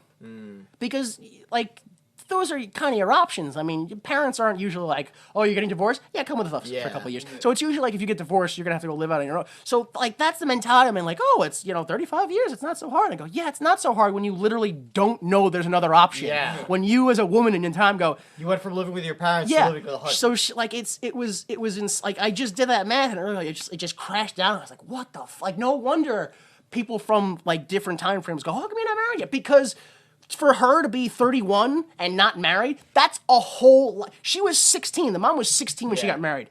And the daughter is 31. That's a whole extra life the daughter has lived before she reached the mother's standpoint in humanity. And so just when you look at it from that point, you can kind of see from the parents' perspective, get off your ass and get married. What are you doing? Yeah. You had twice the time I had to get where I am, and you're still not even close to what I'm getting. And I just it just blew my mind to hear that. I'm like, you know what? Wow, when you think about it, not being married at 30 is, from their perspective, fucking insane. Yeah. It's fucking insane. Wow. Yeah, that's what really. Well, it puts kind of like my life in perspective a little bit. Yeah. Because, like, my parents, by the time they were my age, already had 3 kids. Exactly. Yeah. So, What go one further, say everything that it was back then, follow suit now, and we keep moving forward. Lifespans get longer, everything gets longer. Motherfucker's gonna be 40 years old. If the double continues, Yeah. 60 before they finally find somebody. wow. Right? 15, double that would be 30. If it takes 30 years for somebody to find somebody, double that would be 60. So that theoretically that would be our kids that I'm sure none of us will ever fucking have because none of us like children. But yeah, our kids theoretically in a natural normal time span wouldn't date until they're in their 60s, 50s. You know? Yeah. It's crazy. Yeah. So that was what happened when I watched this fucking horrible movie and tried to grasp to anything else. There's still a whole paragraph to this point that I didn't talk about, so that's fucking, yeah. Let's just jump ahead and go to someone else. So they split the house and they're hanging out in the car. They're driving away. Oh, how'd it feel? Well, it was good, but it was a little act, fake. yeah. And you gotta put on. And she's like, oh, I want you to be comfortable. I want you to be yourself. And it's like a light. You'll see a light bulb go off over Whitman's head. He's please. like, oh, you want me to be myself? That's not really putting it like you say a light bulb went off, but I kind of feel like Whitman kind of crashed a train and like set fire to the remains. Like that's how he was like, oh, okay. It Be was myself. basically like someone said, no, you can go out and rape and murder. Yeah. That's the way his eyes lit Yeah, up. that's the way. Yeah, exactly. Which, if you're seeing him and if you screwed him, how do you not know his personality if it's assumed that you're spending all this time with him? Well, I Yeah. mean, I think it's easy for a guy to put up a front for, I guess. for everybody's done it. Like, you act your best on the first date, and you act your best, and then eventually you settle in. But she was like, no, just be yourself. Skip the like. But, Yeah. but after that, with some of the stuff he starts pulling off, it makes you wonder, it's like, how did he hold all that so well? What? To me, it's so bad because it basically he becomes cartoonishly bad. Yes. Like literally, what happens is she's like, "Oh, be yourself." Okay, cool. They pull up to a store and they go inside, and Whitman starts putting beer, Yeah. stealing beer, just jamming in his jacket. Oh, stolen beer tastes better. And stuffs some in Ellen's jacket, Yeah. and they go and he buys some donuts, and as they're leaving, the can drops out of Yeah. Ellen's jacket, and the store owner chases them. Like, that's the jump. Oh, we're having a normal conversation in the car, just hung out with your parents. Now we're stealing in our 30s from like a local convenience store. Yeah. There wasn't even a build up to that. No. They literally just jumped straight to Yeah. theft. Yeah. Exactly. And so he's driving around. He takes the beer. He drinks it. He's like, Yeah. have some. So now he's What- drinking and driving. Well, wait, did you notice as they're driving away? Oh, the bat. Yeah, Yeah, you yeah, noticed yeah, it? yeah, I Okay. noticed it. So Yeah. Did you what notice happened- that, Danny? The what, bat. The bat. Oh, yeah. How Yeah, he the goes, bat swings the bat, bends. hits the car, bends. You can tell it's a rubber bat. Oh, no, I missed Oh that. yeah. When they're driving away and you hear him, he go dunk and he hits the car with the bat. If you look at the bat, it is like It's like a practically 45 90. degree Yeah, angle, yeah. yeah. It's because he hits it so hard the rubber bends and it Right. just kind of takes some time to go back. But he's standing there in the street with a bent wooden bat. So it's just like, what's going on there? Like, and it's funny too because he stands there like, oh, shaking his fist, and you see the bat slowly regaining shape. like the bat is turned on by violence. Yeah. So he takes the can that he stole, starts drinking it, gives it to Martha. She's like, no, I don't want it. And he's like, fine. Dumps it out, crushes it on his head, throws it at a homeless guy. Hits him. That- right in the face. From a moving car. Amazing aim. Yeah. Of course. Which, she should have applauded him for that instead of being like, Exactly. you hit the old man. Exactly. You I was hit gonna say, him. of course, she has no appreciation Yeah. for that. The hand-eye coordination this man has. Let alone the timing with the speed and everything. Holy shit! Right? You hit him. I'm pretty impressed. Should have been because like not comes back, but the hand-eye coordination does come back later. So yeah, she goes back to her office I don't know if this is the next day. I don't know if she had a strange date before work. I don't know. But, yeah, she's at her office. Whatever. Martha's friend, Ellen Cleghorn, I don't know if she has a name in this movie. Yeah, it's Ellen Cleghorn. That's fine by me. Ellen Cleghorn, played by Ellen Cleghorn. She shows up and she's like, no, Martha, it's okay. All guys are weird. They all have their own problems. She's like, my boyfriend is horrible. Those are her words. My boyfriend's horrible. He likes monster trucks. He thinks Sizzler is a fine French restaurant, and he calls her boobs bazungas. Which, I gotta say, TV and movies are the only place I've ever heard bazungas. Yeah. Ever. I've never heard ever a human being referred to breasts as bazungas. Maybe it's a regional thing. It has to be. It has to be, because I've never heard it outside of movies from the 90s. Either that, or it's just like a throwaway joke somebody did, and somebody made a reference to it, and then it was a thing. That's it. It was just a thing. Oh, look at them bazungas. Yeah. Oh, did you say bazunga? Wait, that's a cool word. Yeah. So whatever. Fucking. Apparently, it's horrible. Horrible in their own way. Right. Every guy's horrible. Right. Maybe the problem is he's trying too hard. Makes sense. Yeah. I don't know. Besides, tomorrow he has a surprise. Why? Why? Like, I get it. It's comedy. Whatever. Yeah. But why is it every time this situation comes up, they leave out, like, the most important part? Like, what happened? Oh, he's a weird guy. He threw a can at a homeless guy. Well, he threw a can? Why did he do that? Well, look, guys are weird. Really? How about how about he forced me to aid him in shoplifting? How about he almost got me assaulted? No, he's throwing the can. No, he hit a homeless guy with a can. Well, actually, she doesn't say homeless guy. She just keeps saying old man. Yeah. I wasn't sure if that was, like, if I read too much into it or if she was just kind of being, like, polite about it. But, yeah, I hate this. No, well, yeah, but that fucking situation where people are like, but I don't understand when he did this one thing. And you're like, he fucking shot a guy. Why are you talking about he's the milk he spilled? Yeah, but it was only one bullet. Yeah, and it was that glass. I really like that glass. So the next day, Whitman pulls up, and it's in a new car, and clearly she's, caught off guard. Visibly upset. Yeah. Visibly. She's like, oh, Whitman's here, yay! Pulls in a bad car. Oh, what the fuck? Yeah. Loses her smile when he fucking shows up in that Chrysler. They decide they're going to pull up. Well, Whitman takes her, pulls up to a mansion. It's Whitman's mother's house. She's rich, old woman, has Consuela, which that's her fucking name. The Mexican's name is Consuela. Yeah. Jesus Christ, you could have... Not in the 90s. No, you couldn't have. Not in the 90s. No, yeah. Not in the 90s. You're lucky she got a chair in the 90s. So the mom makes things real awkward, makes Martha spin around so she can... Yeah, that get was a look little weird. It was very weird. I knew, like, it was like wrong. Like, oh, this fucking old lady. Yeah. I laughed. Yeah. Not like, oh, isn't this funny? I fucking laughed when I saw this. Because that fucking old, lonely, dumb lady, she's so fucking old and lonely, and she only has her fucking, her servant as her friend, and she's just gonna die, and her servant's gonna pick her bones clean like a hungry dog. She's so sad and alone. She bought a bigger house so she didn't have to hear her breath echo across the walls as she breathes alone.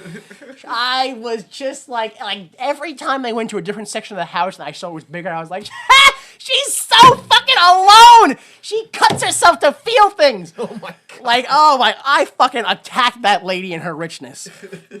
Oh my god. The little, oh, let me open up my monocle, and now it's fucking glasses. Like, I was just like, you're so fucking dumb. You're too stupid to understand a monocle. Like, I just like shit all, like, it was just like anger. Like, I was just like, oh my god, this fucking old French hat.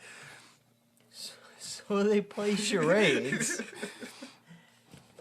And Martha and Whitman lose, and as they're, eventually they decide to leave. I don't know if you caught this. When they're leaving, the mother actually says, "You may kiss me goodbye." Yeah. Like, you may kiss... Wow. Yeah. Not a good person. No. Alright, this next scene is really fucked up. They're in the diner. They leave Whitman's mother's house, and they go to the diner, and they're talking about I guess, where their relationship's going and how, how everything is fucked up between them and how Bill Pullman's a fucking crazy man.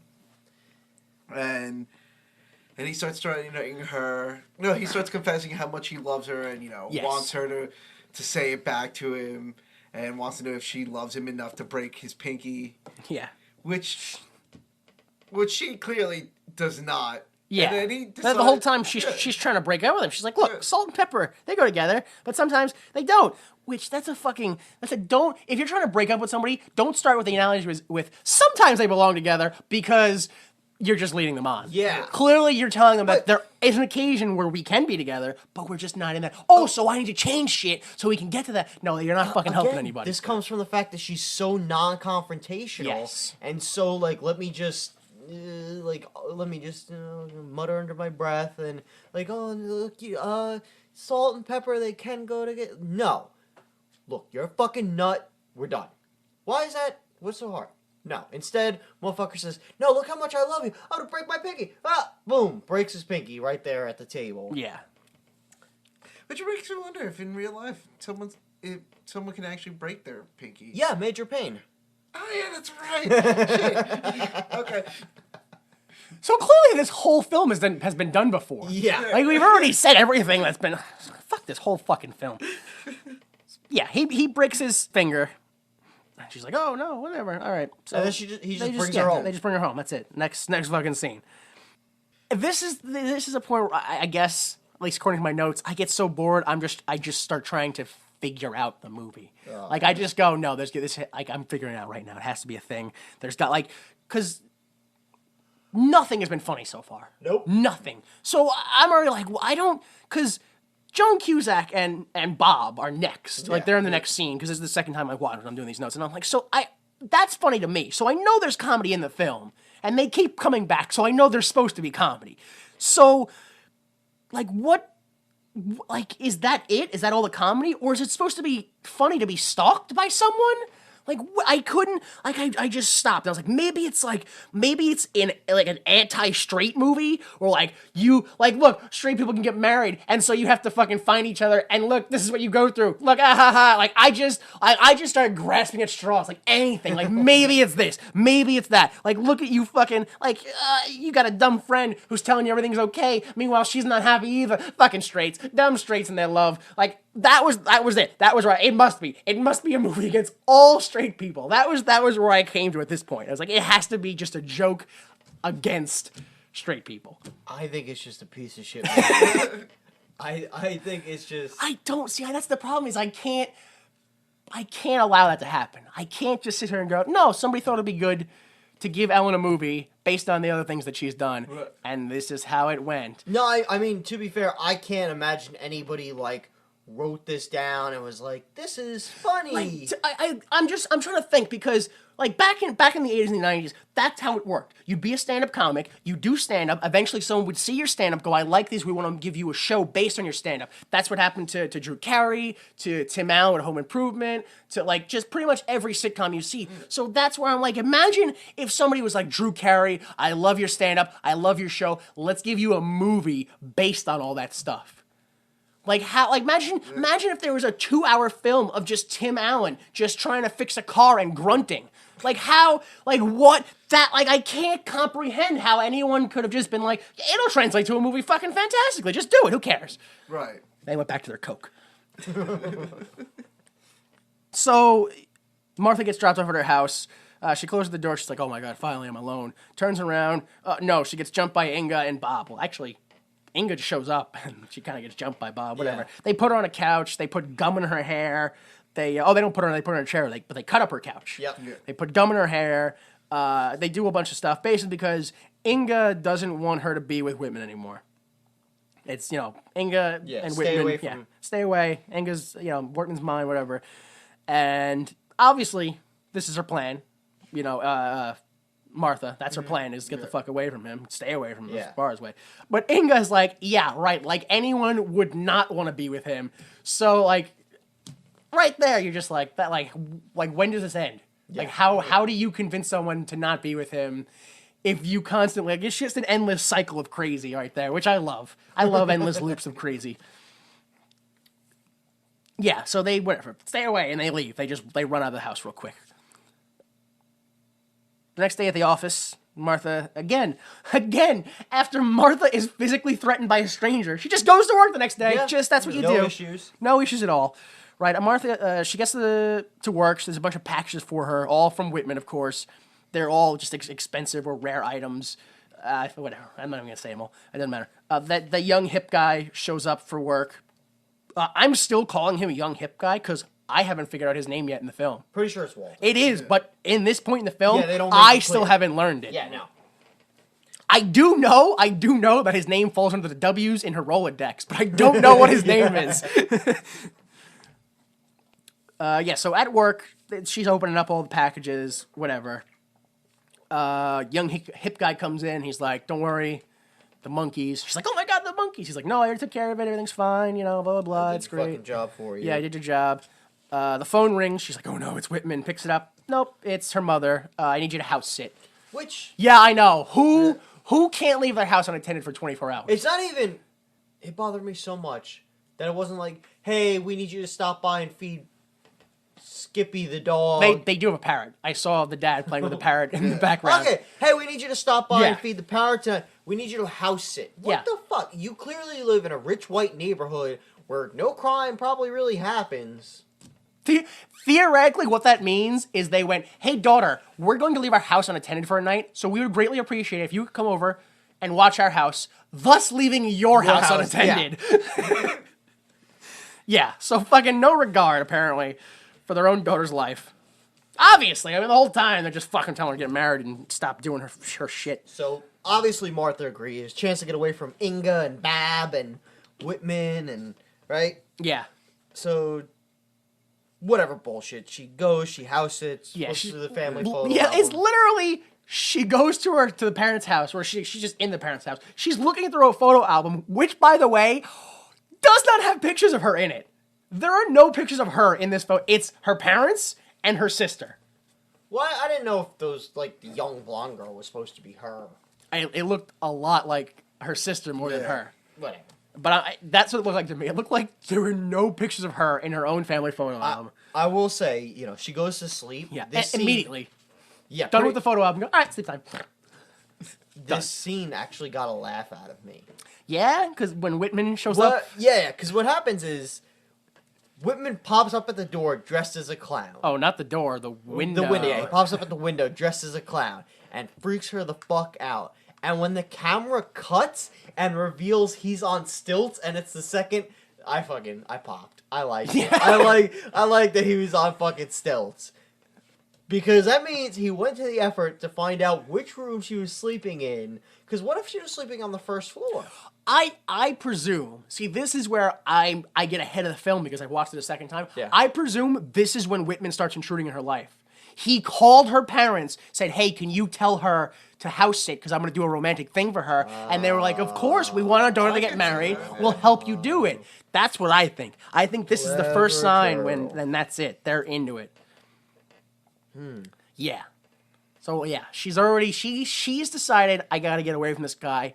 And everybody else in her life has decided, oh, they're having babies tomorrow. Yeah. So he's like, no, I'm here. It's an expression of love. Yeah. And then I don't want to watch this film anymore. I don't. But he said, I didn't even do I Love Dance for you. And then dances. I wanted to go back and see what the dance was. But I don't want to watch this fucking film again. So I missed it and I went on. I kept going. It's literally just him moving his one arm, Yeah, his he one kind hand. of just wobbles. Yeah. Kind of like how they danced in the bar. They just wobble back and forth, and then he just falls over and bam, right against the ground. Right on his back. And what does she? She calls the cops. Calls the cops. He's gone too. So she doesn't are you okay? No. She's like, oh, I hope he's dead. Let me call the police before he recovers. They show up and she gives the weakest story. What happened? He looked out my window dressed as a clown. And they're like, okay, and what else? They're like, That's well, it. he's got a weird girlfriend. They're like, yeah, we can't, it's not a law. We can't do anything about that. So the next day, Martha goes back home. Porch is full of presents. Yeah, and Littered with presents. I don't know. I asked you about this earlier. You said you Yeah, didn't notice. I didn't notice it. Hopefully. Danny, I don't know if you noticed this. I pray you did. Amongst the presents, there was a black-faced jockey holding a heart. No, I missed Oh, man. Fucking racism about. I don't know if someone just snuck it in there, but it is a little jockey man with blackface, like offensive blackface. It may, you know what? It may have not been offensive back then. I mean, it's offensive. Blackface offensive, but it may have been during that time frame where people still weren't aware. I only say that because I'm almost positive it was 1996. Yeah. No, when Ted Neil Diamond Oh. redid the Jazz Singer. So yeah, Neil Diamond, 1996, full blackface. Oh. So yeah, this may have been the one year where people were like, It's okay again. oh, no, it's not. That's what it was. They were like, hey, it's okay again. Oh, nope, definitely not. Nope. And then he was never heard from again, Neil Diamond, until Saving Silverman, I believe. Yeah. That was it. That poor man. Not really. So Martha goes to a PI, private investigator. And he's like, don't worry, I'll look into him. I'll find everything out about him. Just relax and go about your life normally. So apparently Martha goes to the opera. That's what she does normally. With Walter. Yeah, which again is also not a normal thing. Oh, man. Yeah, so, yeah, Martha and Walter go to the opera, and they enjoy the show, and he's like, oh, you know, this thing's about us, but not really about us, and you look great. And he just kind of awkwardly hits on her. And then after, I've never been to an opera, so I don't know if they actually have one or not, but then he's like, oh, there's a souvenir stand. You want a t-shirt? And he goes to get, I don't know, there may have been a souvenir stand. I'm sure there's a souvenir stand, but a t-shirt, that's... Well, they sell t-shirts at Broadway plays. Yeah, so. yeah. Yeah, but I think I would put like... Broadway, dude. Yeah, but it's like Broadway. This is an opera. Broadway, yo. Broadway.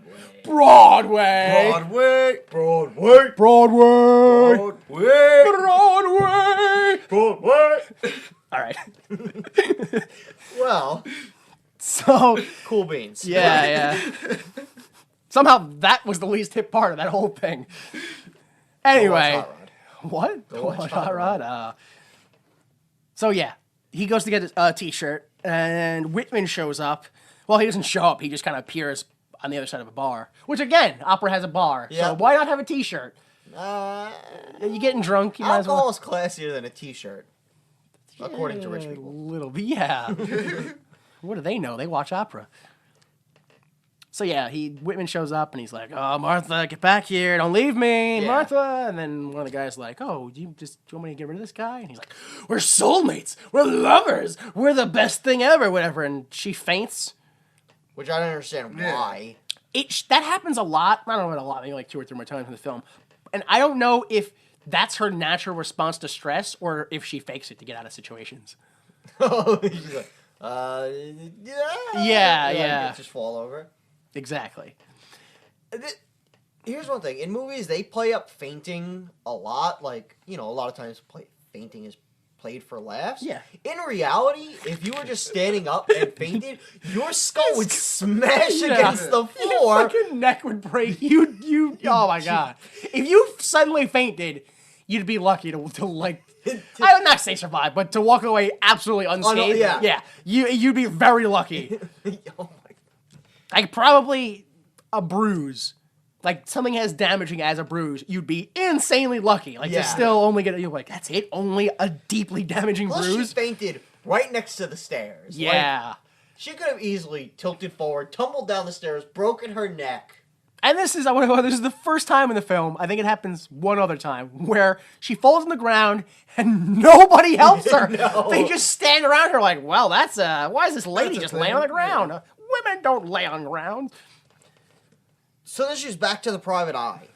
Yeah, no, like, what happened to Walter? Like, no, even though apparently later on Walter's like, oh, you fainted. At the opera, Walter gets escorted out by security. No, Whitman does. That's right. I know, 2 W's. Yeah, I know. I No, confused that's it in my head. I Sorry. don't even fucking blame you. Excuse me, sir. Your escort, the woman you were with, fainted. You're gonna have to come with us. You can't just leave your property lying around, sir. He tried to pull Bill Cosby, roofie her, and she fell, and he was like, fuck it, I'm out of here. See, that was he did the smart thing and left instead of just going on with his day like Bill Cosby did. Going and having a career and finishing the Jell-O pudding commercial. That makes me think that he raped somebody on the set of a Jell-O commercial and then finished filming the commercial. You don't know that he did. That's true. We don't know. He didn't. What did you say? He's a producer? I said he probably banged a producer. Banged. I don't even. Yeah, exactly. He put his pudding cream filling in her and then finished the commercial. Stop it. Stop it. So Martha goes back to the private eye, and I just want to mention the private eye is played by, I don't know his name, but he plays Al in Quantum Leap. Quantum Leap. And he's also smoking a cigar, which he always did. So That's true. I'm going to assume it's the same character. Clearly, which is why he looked Which at is the funny computer. because that's what I thought when I saw him. I'm like, oh, Quantum Leap guy. That's the only way I saw him. Yeah. as. There you go. All right. So she goes to the PI, and Whitman has a $50,000 yeah. trust fund. I don't know how trust funds work, but I want one. that's right. And then Ziggy also says that Inga tried to assassinate Stevie Nicks. So that's scary, I guess, because apparently Martha spends a lot of her time impersonating Stevie Nicks. And she's not in prison? Yeah, why like- is Inga not in prison? I don't know. Yeah. But Martha flips out, and he's like, oh, calm down, whatever. He's like, don't worry, I can kill him. They use a bunch of lingo. Yeah. He's like, I can kill rub him, 'em. but it'll cost. He's like, no, I just talk to him. Yeah. He's like, fine, whatever. Next day, Martha goes out on the porch and sees there's no presence. This is when I look away real quick to write a note. I look back up. I go, "Who's that old man?" But it was Ellen, and I immediately felt bad. I was like, "Oh, that's wrong." There's no presence, so she happily goes to work. But when she arrives there, there's nobody around the front desk or whatever. And when she gets into like the back part, like towards the desks and stuff, Everybody's hiding. because there's a monkey hanging on the ceiling. She runs like deeper into the job to figure out. Robert Goulet starts reading these telegrams that she sent about how the guests shouldn't come and all these like offensive things, and he says to her that this has been going on all week, so she's fired. Yeah. I mean, it's a daily show, so like I guess that kind of happens, but like, really, like how long has she been working there? And she's a bad week, and he's like, "Fuck you, You're fired. Not even like, listen, we have some problems, you can feel we're all offended. No, just I guess yeah, that's how Hollywood is. It's like, you fucked up. I thought there was like a union or something like that, but no, apparently, you just fire people. So she's driving somewhere with her box of things. She notices a picture of her parents. She's like, oh, I'll go to their house. She drives to their house, and they're leaving in a cab for Mexico. They're like, oh, thanks for the ticket, bye. And they're like, what are you talking about? Like, just terrible that these, like, the whole time, it's just, she can't deal with confrontation. If she had the ability to just go, Mom and Dad, you're fucking terrible parents, listen to your daughter, they'd be like, oh, all right, hang on a second. At least long enough to yell back at her. Yeah. No, she's just like, no, don't leave me. And they don't even care because they're going to miss a plane. Hey. Yeah. So she's like, fine, I'll just join them, and drives back home to pack a bag. Her front porch is suddenly filled with gifts again. Yeah. And she packs a bag and realizes she still looks like herself, so she puts on a hat and glasses, and that does the trick. Then she goes outside, and the PI shows up again, and, just be with him. He's not so bad a guy. Ziggy says, Ziggy Whitman's says, not that bad. that's right, yes. Ziggy also says that I work for Whitman now, so that's really a problem for her. So then Ziggy says he has to take her to him. Ziggy also says, watch out for that truck, and she gets hit by a truck because she runs into traffic. Flash 2, or Jump 2, whatever, they're in a hospital now. Martha's sister is just sitting there waiting for her to wake up. She's like, oh, I think I understand. You thought you lost a man you love, so you tried to kill yourself. Yeah. But now you have a ring on your finger, so you'll never be without him again. I think it's because this is the one time where she comes back in the film. I'm like, I don't think that this is a good person at all. No. This is not, this is when I realize, number one, that I'm very confident that if Martha did marry Whitman, five tops into the relationship, the sister will have slept with Whitman. Oh my God. Without a doubt, she will have slept with Whitman. Another thing is, Ellen had to have a hand in casting the sister so she had an attractive woman to look at. Because she's the only attractive woman in the film. Yeah.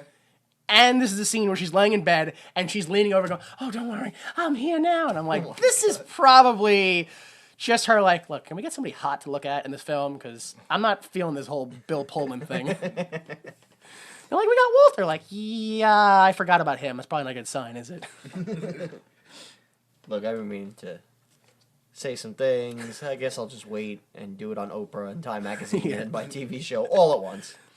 So she realizes she's got the ring. She passes out. She wakes up again.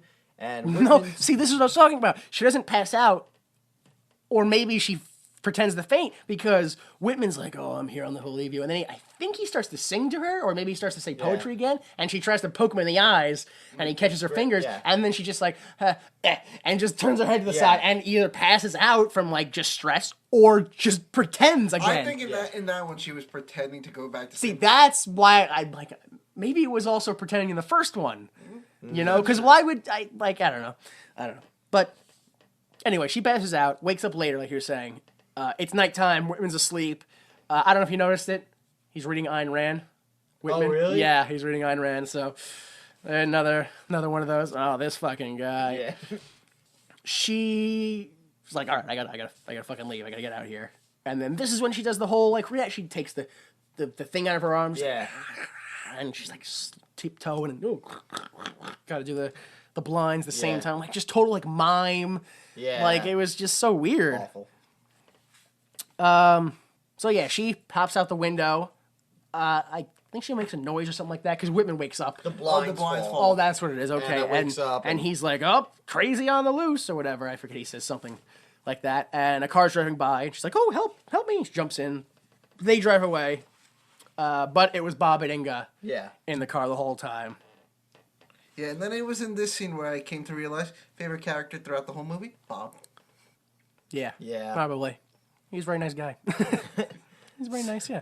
So I just thought it was weird, like, that apparently, I guess Inga and Bob were, like, watching the room or something. Like, it wasn't even, like, because they pulled up to her, like, conveniently at the same time, it seemed like. I just want to know, what's the, like, Inga and Bob, what's their relationship? Specify. Yeah. They do at the end. At the very end, they specify. But they're in a relationship. Yeah. It's basically, like Bob likes Inga, and he'll do anything for her. Okay. And so Inga wants to be with Whitman, and he's like, yeah, I'll help you. That's why he says the whole love is weird at the end. Yeah. That was what his whole, his only lines. He's got like 3 lines. Anyway, Bob and Inga bring Martha out into the desert under some power lines. I was really hoping the film was going to pick up here, and it fucking didn't. No. It died so quick. They pour honey on her. So Well, they tie her to a concrete slab first. Yeah. Pour honey on her mouth. Yeah. And they said they're going to let her ants eat her alive, but the jar of ants, they're all dead. Yeah. So they decide they're going to cut her heart out. And Bob has like a little like Swiss Army knife that they're going to do. It's like a 1-inch blade. Yeah, it was like Not one. even. It looked more like a can opener than a knife. Yeah. I just want to say, I genuinely laughed at Inga's response when she was like, now the ants. Oh God, Bob, they're dead! Like, genuinely horrified. Like, I didn't know, like, almost as if she was with me on the same page, like, ants can die? Then Whitman shows up out of nowhere Like with a gun. badass. Yes. With a shotgun. With a shotgun. Threatens Inga, and she ignores him. Was it a shotgun? I thought it was just a rifle.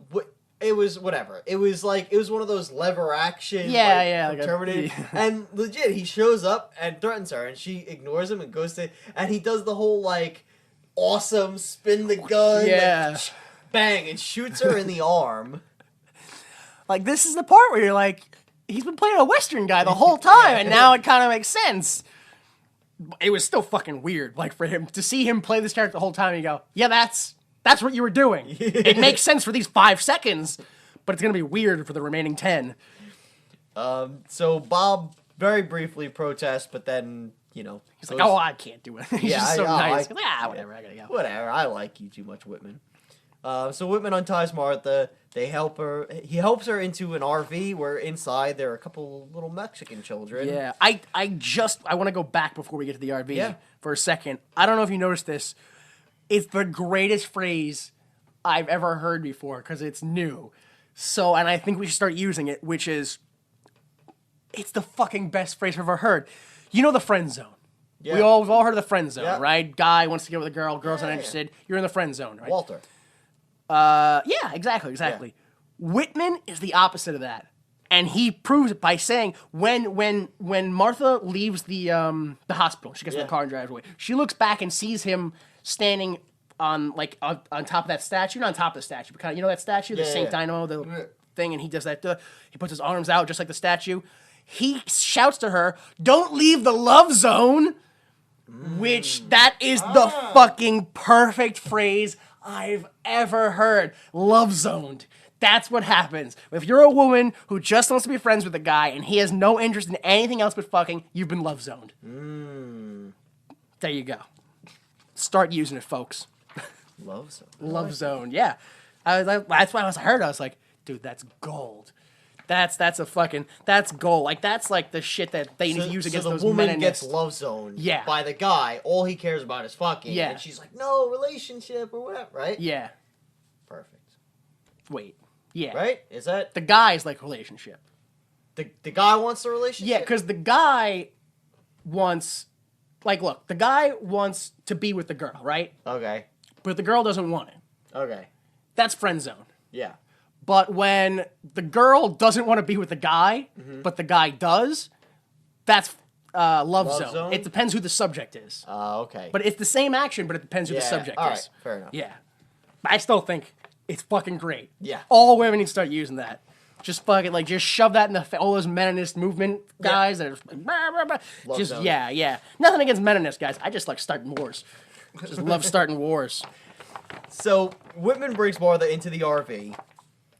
Inside the Mexican children, specifically Consuela's, well, even the though mom's he maids. says that it's the mom's maid, part of me still feels like he kidnapped these kids. And it's just Maybe. like, yeah, here's toy guns, sit in the RV, keep quiet. Yes. I don't have anything for the RV scene in note-wise because, once again, back up a little bit, when Bob shows up, when he does the whole crane thing against Whitman, that's when I notice he is wearing open-toed sandals with bright green socks, and I just go, what? Who owns those things? Like, it just, my brain shut down for a minute. I was like, how, like... They were probably There was a wardrobe guy who was like, this is good for this character. Like, that was a character choice. Yeah. I don't know. It was just so weird to me. But yeah, where are we in the RV? Yeah, they pull guns on... Yes. And they decide they're going to drive down to Mexico to Yeah, get yeah. married.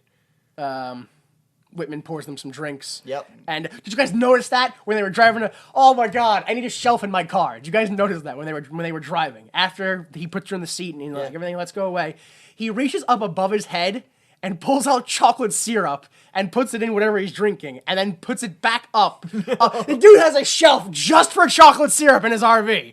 I was like, I need that. I don't know what I'm doing with my life, but I need that. And like a visor, that's not gonna suffice. I need a shelf. A shelf for some Bosco sauce. So they get to the rest stop, right? They gotta get to it at this point. Yep.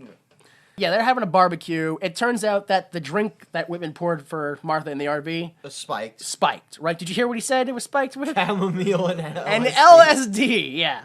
Oh man. So Martha kind of starts hallucinating. Yeah.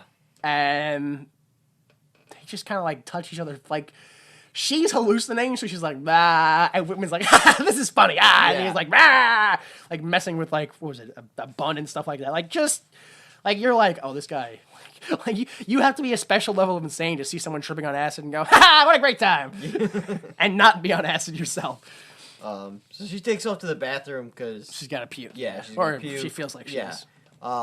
Sees the payphone, calls Walter, and does he actually pick up the phone? Yeah, he picks up the phone. He's playing Game Boy with the headphones on, but he notices it. Which, fucking, this is what made me pop more in the movie than anything else. Right? Motherfucker playing Tetris. I was like, This dude knows what's up. I haven't played Tetris on a Game Boy since like 92. I'm ready to go fucking do it. But right yeah, now. that threw me with the headphones. Like nobody even can touch you. You're done. You were in the Tetris zone. But he still heard the phone. That was surprising. See, Yeah. that's how much he cared about Martha. Yeah. He heard her through the Tetris zone. People, start using that, folks. All right? Tetris zone. When a guy loves you and you don't love him, that's Tetris zone. You just said it was love zone. Anyway, Tetris trumps all. He just said it was love zone. Tetris zone. Tetris zone. What? So when a guy loves you more than video games, to hear your phone call over the power of Tetris and LA traffic, that's Tetris zone. When he puts his long, narrow piece. Okay. Wouldn't it be the one with a bend in it? Because it's got then there's the part that the balls. Whatever happened. When he puts it in and then all the blocks disappear. What's that, Danny? You say you're the square? Okay, that's cool. I don't know what's wrong with penis, but hey. It's not long, but it's thick. It's like a wheel of cheese. It's just... What's the one? It's like 3, but then it's got the one bump in the middle. That's me. That's me. That's me. That to be fair, that's me because my balls are above my dick. So that's what's happening there. I just want to let anybody who's listening, please leave us a review on iTunes, 5-star review. Let us know which Tetris piece represents your dick. Yes. Okay, we are still at the rest stop, I believe. Yes. Yeah, this is where I start trying to figure out what the guy's name is. I was just like, what is? It's like Donnie or Mark Those are or the Wahlbergs. yeah, it's one of the new kids. It's one of the new kids on the block or something. It's one of those. Whatever. It doesn't matter. So he calls her. She's like, come to Mexico to this church, bring a gun. And he's Yeah. like, I can't speak up. I can't hear you. I don't know what you're saying. There's a plane going over. And then that's it. The conversation's over. This is when my notes start to get taken over by telling you to yell and laugh at zoning law specialists in LA. Yeah. Because I just read some bullshit about zoning laws, how there's no the airspace law is different from the ground law, and there's no regulation. Like, you know how there's zoning laws, like there's an industrial section. Yeah, you can build a house next to just a fucking skyscraper, and there's no zoning laws in LA. Doesn't fucking matter. No, you can just hollow out a buffalo and go home and say it's a restaurant. They give no shits. Just if you see someone and they're like, "What do you do?" Like, "Oh, I'm a law zoner," or whatever that is. Just laugh at him until he has you arrested for harassment. Just do it. All right. So they show up at the church. Yeah. And there's a Spanish version of "I Want to Know What Love Is" playing. yeah, that's not their song. That's not even a song that was in this film, was No, it? this is the first. That's the first Yep. All right, so I was making sure that wasn't I didn't miss a key scene. Nope. Where they danced for 4 hours to that song. Yeah, random song playing in a random church filled with random people. What a romantic wedding. Yeah. So it's everybody. The Walter's mom's there. Not Walter. Whitman's mom is there. Her mom is there. A bunch of just people she's never met. I didn't know if Consuelo was there. Which is weird because he kidnapped her kids. That's what I'm saying. Why wouldn't she be I there? didn't see her, but let's assume she was. Hopefully, yeah, because they had plans to go right after the wedding. Yeah. So they do the whole, she's trying to resist, but the priest doesn't speak English. So, he's like... Wait, thinking about, because they really don't mention time, isn't her parents still on a cruise or on vacation? No, I think it was a setup. It was... Whitman... I don't know, go ahead. I think what happened is they're like, oh, no, thanks for the cruise tickets, and... In reality, they were getting Yeah, married? yeah, in reality, it's like oh, no, leave your house, so that... It's like, oh, no, you're going to go away on a cruise, wink, wink, but really you're going to meet us in Mexico for our wedding. Okay. I don't know. Love's a hell of a drug, but I'm very confident that no matter how much love I had for somebody, if they had a wedding and they told everybody except for me, they sprung a wedding on me, I would not marry them and disown my family out of principle. Within a week of you Yeah. meeting. I'd have to like, I don't know, like just lie. He raped me. I gotta get away. I have to get away from this guy and just own my family because clearly they don't fucking give a shit about me. So they do the whole, blah blah blah. Do you take him? Do you? Uh, She's like, Walter shows up with a gun. yeah. Right? I don't know how. Yeah, somehow he got a gun, got across the border. Yeah. Which apparently the border wasn't an issue. Well, it's 96, way pre 9/11. So he walks in, trips, and at this point, I genuinely thought he died. Yeah. Because he trips and smashes his skull into the side Done. of like one of the pews in the church. I think it was at this point when he started running like, Martha, I was like, oh, she died of an LSD overdose in the bathroom, and this is all a hallucination. That's what happened. Because that's the only way that makes any fucking sense. He couldn't, speak up, Martha, I can't hear you. I can't, the conversation's over? I guess I'll just go to that church she told me with a gun right here, right now, here we go, here's directions. Like, there was no confusion. There wasn't like later like, I can't believe you found me. Yeah, I mean, I did go to 2 churches beforehand, Yeah. and then you see a flash of him like banging on the glass like in Wayne's World. But no, you don't get that. That'd be funny. Because I'm a great fucking comedy writer apparently. When I use other people's films. So he trips, falls, breaks his neck against the pew. The gun flies through the air, lands right in Martha's hands. She points it at Whitman. Reveals that the Does she? Oh yeah, she did. Points it at Whitman, reveals that the 2 children are holding her at gunpoint, Yeah. but I got you, they're just water pistols. Yes, that's right. Because at first I thought she pointed the gun at the kid, and I was like, whoa. No, she points at Whitman, Yeah. and then the little then girl she starts squirts to her in the talk to the face, kid, yeah. which this would have been a really dark movie if Whitman didn't tell. If Whitman was like, no, these are water pistols, and then and the little girl just turned and shot Ellen DeGeneres. To be fair, the film would have been a lot darker because when they're in the RV and Ellen's not looking, the kids shoot each other with a water pistol. yeah. So she would have shot her brother in a moving RV.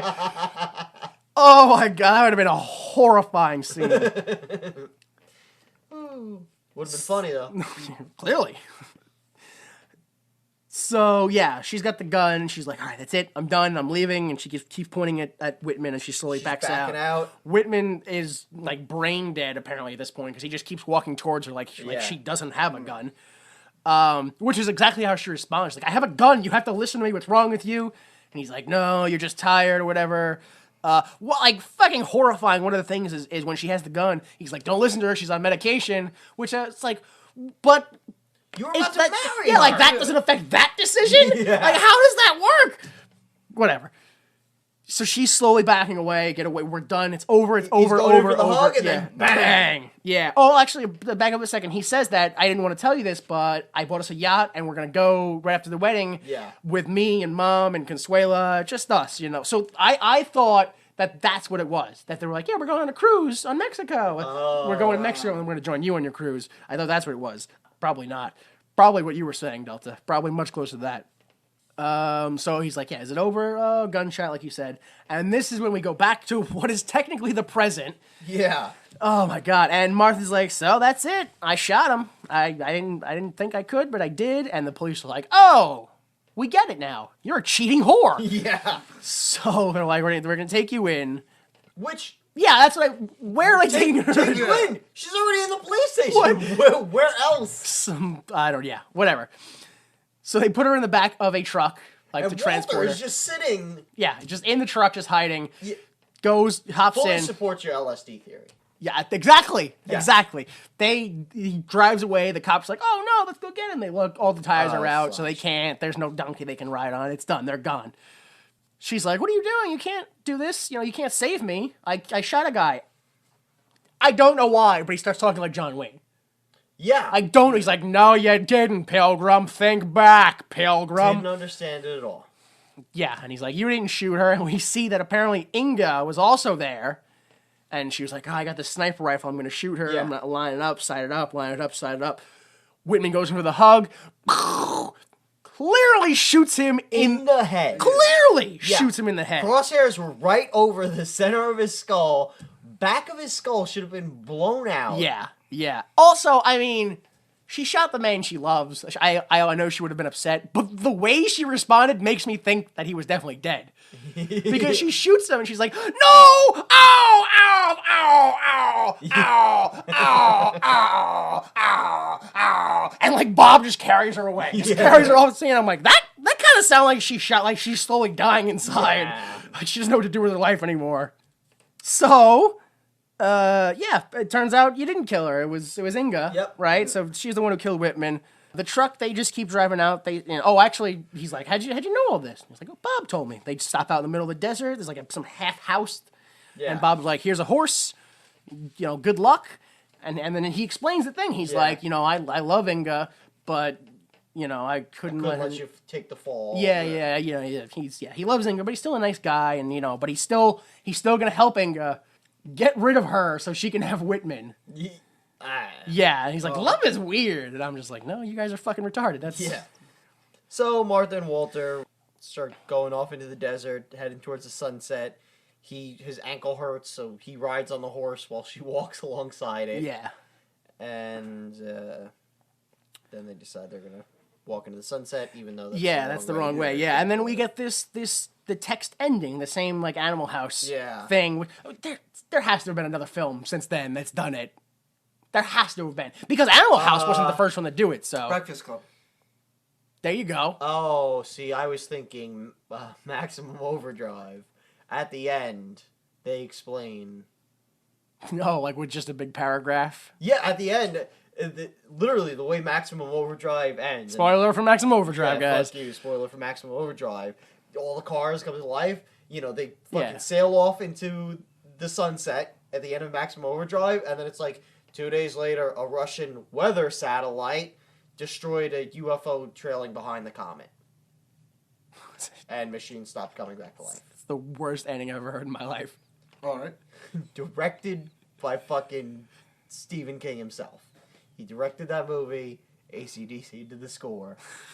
That must be the redeeming quality, is the AC/DC score. Plus a kid gets run over by a steamroller. Oh, that's probably it too. Yeah. AC/DC Steamroller Kid. So yeah, they do the whole... Yeah, they get the explanation. Martha and Walter kept going to the but then they took a right. right. Inga and Bob, this is the end thing I was telling you about. They open up an exotic pet store and get married. So that's where they are. And then Whitman he's on his yacht doing bad poetry. He's like, no, he's dead. Yeah, I know he's fucking dead. But the press release, I guess, is that he's still on the sea looking for love like a tired sailor lorn for home and blah, blah, blah. Whatever. Credits. Done. Fuck you. Done. Why? Why this fucking film? Yeah, no, why? Oh my god.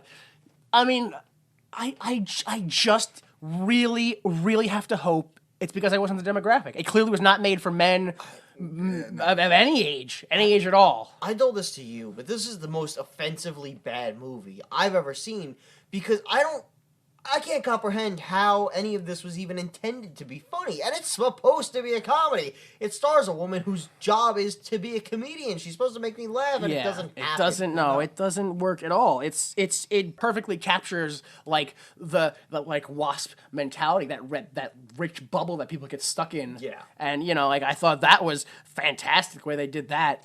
This movie is, the fucking people online who are like, oh, well, if you act like a nice guy, women are just going to treat you like shit. This is the movie that reinforces it because the entire movie, Walter is the nice guy. He's the pal. He does everything. He's, he should be like the fucking perfect guy for Ellen. The only way this film could be any worse is if I went online and found out that it was also a parody movie.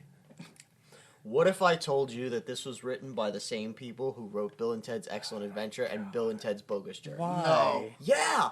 Motherfucker must have just used up all his juice in that, and... Was that it? Like, when you look at the writers, was it just like... There were 3 writers. The top-billed writer... usually the most involved. Was this said before Bill and Ted or after Bill and Ted? No, Bill and Ted was before this. Yeah. Then why did he make this movie? I don't know. This guy, Chris Matheson... He had his franchise. Chris Matheson was top-billed, so that usually means he had the most involvement. Yeah, the head writer. Yeah. First thing he wrote, Bill and Ted's Excellent Adventure, goddamn masterpiece. Wrote Bill and Ted's Bogus Journey, then the video game, then Mom and Dad Save the World, then a couple episodes of the Bill and Ted's Excellent Adventure TV series, a Goofy movie. He did the screenplay. Mr. Wrong. Wait, the guy wrote a Goofy movie? Yeah. Well, he did the screenplay, so I don't know if he. That's weird. Yeah, that's the that I think the screenplay is the adaptation of the story to the screen. Yeah. So But that's still crazy. He must every bit of good he had in him must have been used up on Bill and Ted, because if you had told me the same person wrote Mr. Wrong and Bill and Ted, I'd have punched you in the nose. Because you're clearly spreading lies Yeah. and slander at that You're point. shit talking Bill and Ted, and that ain't right. And there's two other writers. One is this was the only credit, and the other one, some of their filmography for writing include the TV show. It's all TV shows basically. Boston Public and Which makes sense because it really did feel a little TV-ish. the screenplay and story for the Inspector Gadget movie. The first one, right, with Matthew Broderick. Yeah. Well, I didn't even know that was The World Wonder War I. Years. yeah, the second one had French Stewart in it. Oh yeah, that's right. Really? Yeah, it was a weird leap. All right. To me, that means that someone out there went, yeah, Matthew Broderick, French Stewart, same guy. that, that had to have been it. It's like when they replaced Omar Epps, or Wesley Snipes with Omar Epps in the Major League movie. Yeah, same guy. Like, who cares? Yeah, same skin color, whatever. That was the worst. They're not even the same body shape. No, They're not even close. no. Yeah, I don't know. I have like 3 more pages of notes here, What but the it's just about how like I don't know who this movie I couldn't tell you. was made for. Couldn't Like tell. logistic, I can't. Like it must have been equally as lonely 30-something white women. Like that, it had to have been. It had to have been it. Possibly also closeted. Possibly. I will say, like I mentioned earlier, I always go on YouTube and I always watch some videos. I watched the first episode of Ellen, and I started to, and within the first fucking 2 jokes, I was like, nope, not for me. Awful. Horse shit. Yeah. I mean, So- when you like, I don't know, like this, I can tell that there was supposed to be jokes, but they were just like they're so lame. You know what? You know what this feels like to me. You ever watch a show, and you don't find anything funny about it, but there's a laugh track to it. Yeah. And you feel like, well, maybe there's someone who they're just laughing along with the laugh track. Maybe that's what. If there was a laugh track in this movie, I think more people would have laughed at it simply because then they're like, oh, haha, we're supposed to laugh because the laugh track. Yeah. That again, it's a sitcom episode. There should be a laugh track because it's fucking awful and nobody would actually laugh at this. Yeah, no, I mean, I've heard that apparently watching something with other people, helps your your viewing experience because you can sync up with them. But I don't know. I don't think a laugh track really would have helped this film, to be honest with you. I don't think so either, but I think idiots would have maybe laughed at it more. Yeah, I don't know. It's horseshit. That's what it is. It's fucking horseshit. Yeah. I mean, yeah, no, it's a very horseshitty film. I have notes somewhere here that I'm trying to say something about, but whatever. I don't know where they are. Yeah, it's a really fucking strange. Like I said, it's not for me. The whole thing is about getting married. Yeah. Guys really don't get pressured to get married. No. I don't. I mean, to be perfectly honest, I don't really know who else gets pressured to. Do gays get pressured to get married? Like, I wouldn't even know. Couldn't tell you. Yeah, I wouldn't. Yeah, so like really, there's already a very small demographic, I'd say, Yeah. for that this movie is made for. But you kind of mentioned it before when you were like, yeah, it's just how it is. You when you're dating someone, you kind of you be on your best behavior, Yeah. and then you slowly like reveal yourself to them and all that stuff. But I'm just thinking like what?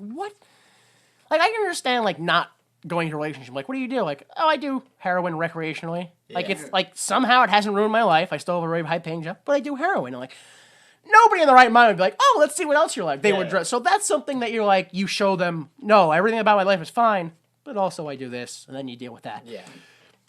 But I mean, it just like what is the purpose outside of something so detrimental like that? Which, by the way, That was a terrible example. There's no fucking. You don't love anybody enough that you're like, oh, and you also do heroin. Yeah, let's get married. You know? That was a terrible example. But I don't understand the mentality of lying to get into a relationship. That's the most insane thing. No, yeah, without a doubt. I've ever heard. Like, that doesn't make any fucking sense that you go to fall in love with somebody that you actively pretend to be somebody else, and then you get like I think like people say it's cynical, but I think genuinely that people don't understand that love is it's a chemical reaction in your brain. Like, it's you look at somebody else, you smell someone else's hormones, your body tells you, yes, that's somebody that you should mate with because the offspring will be okay. It's like food. When you smell food, there's a chemical reaction. You get hungry because your body goes, that not only seems like it would be nutritious,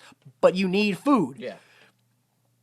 So when you do this, when you lie to somebody to get love, like, you're just setting yourself up for a fall. Because as I already said, love is a drug. So when you set yourself up with love and you lie to them, then there's going to come to a point where you have to tell them that this is the real me, this is who I am. There's going to be some turmoil, and that love is going to fade, even if only a little bit. And then suddenly you're chasing a drug. Yeah. So now you're changing your habits, your work, your ideas, just to get love back, which is a drug. If you talk to 80-year-old people and they don't, like, you rarely ever see people like, oh, you're in love. They're like, fucking, like, alive. yeah, I'm alive. Yeah, like, what the fuck are you talking? Like, what are you talking about? Like, people, like, if you ask someone who like, you in love, they go, what is wrong with you? Gross. Like, they're just so passive. They're like, look, dude, I don't need that shit again. I don't, like, what are you talking about? Right. And that's just something that fucking bothers me so much, is hearing people who just, they can't wait to lie to people because then they're in a new relationship and then they don't know where it goes wrong. Like you just went up to a person and pretended to be a different person, and now you don't understand why they don't love you at all. It's just people putting emotions before logic, I guess. Like, it's just selfish. It's just, realistically, it's just fucking selfish. I mean, there's so little. I think there's so little realistically that you could do that someone would be like, oh, you do that? I get the fuck out. Without them having a pre-existing hatred for it. Yeah. Like, so, like, if, say you're, I don't know, like a basketball player, and you meet someone and they're like, oh, I fucking hate basketball. You slowly get to know them and eventually go, listen, I know you hate basketball, but I play it. Yeah. And there'll be a ground like, oh, I don't hate basketball, but it's just not my thing. They'll come to a common ground where I want to know what person hates basketball. That's what I'm saying. Like, I can't even find a reasonable example for this. My wife and kid were raped and murdered by the what? By the forward. This is of I can't even the fucking Knicks. And now I hate. I don't know who the forward of the Knicks is. Probably someone who actually has raped, to be honest with you. That's probably not a good example. We are terrible at proving our points. Yeah. But no, the point of it, that's what we're trying to say, is there exists almost no thing that you could do. 100% deal breaker. Yeah, that's 100%. And if it is, then that's that person. That's not you. That's them. Yeah. That's you getting into a relationship and then having to convince that person that thing that you do isn't bad. Yeah. That it's not them accepting you as a person, because they've apparently already done that. So then you have to change this person's mind about something. It's like it's just something that I go, oh, you like, yeah, I told him I like hockey. I'm like, but you don't like hockey. I'm like, yeah, but it'll help me get closer. Yeah. I'm like, no, it fucking won't. You fucking selfish maniac. And that's how this movie was. Yeah. She was selfish the whole time, didn't want to get into confrontation with anybody, so her parents wouldn't listen to her. Anytime she had a conflict, she would be like, no, I don't want to do that. They'd be like, oh, honey, you're fine, don't worry. She came off seeming nervous or uncertain or unconfident, so they tried to reassure her instead of actually take a second to listen to her and find out that she knows what the fuck she wants in her life. I don't know if any of that made sense. A fucking big roundabout conversation we just had. But it did to me, because I have it all written down so I could follow it. Also, I said this earlier, but I really want to take a pre-existing movie and just put a wacky soundtrack to it and see if that makes it a comedy. Because I kind of think that's what would happen. Schindler's List? No, you can't. That's the go-to, so I don't think it would work. Oh, okay. You got to do like Frankenstein or something like that. And just like... and see how funny it is. When yeah, and then he throws a kid in the lake, and it's like. All right, let's play a game. Opinions and assholes. This first one, I put this one in because she lists what she likes about. I assume it's a woman. Lists what they like about the film. I assume no one that's not a woman didn't like this film, so I'm just gonna refer to she as all these. This one's called "I Love This Movie" by Sing and Be Happy. Great cast, well-paced script, funny. A little wacky at times, but each actor commits to every line. My favorite scenes: Ellen/Martha's reaction to Pullman/Whitman's poetry, Pullman's character's reveal, charades with Ellen, Plowright, and Pullman. Plowright is the mom. Yeah. Ellen shares her good news with her sister Hope Davis.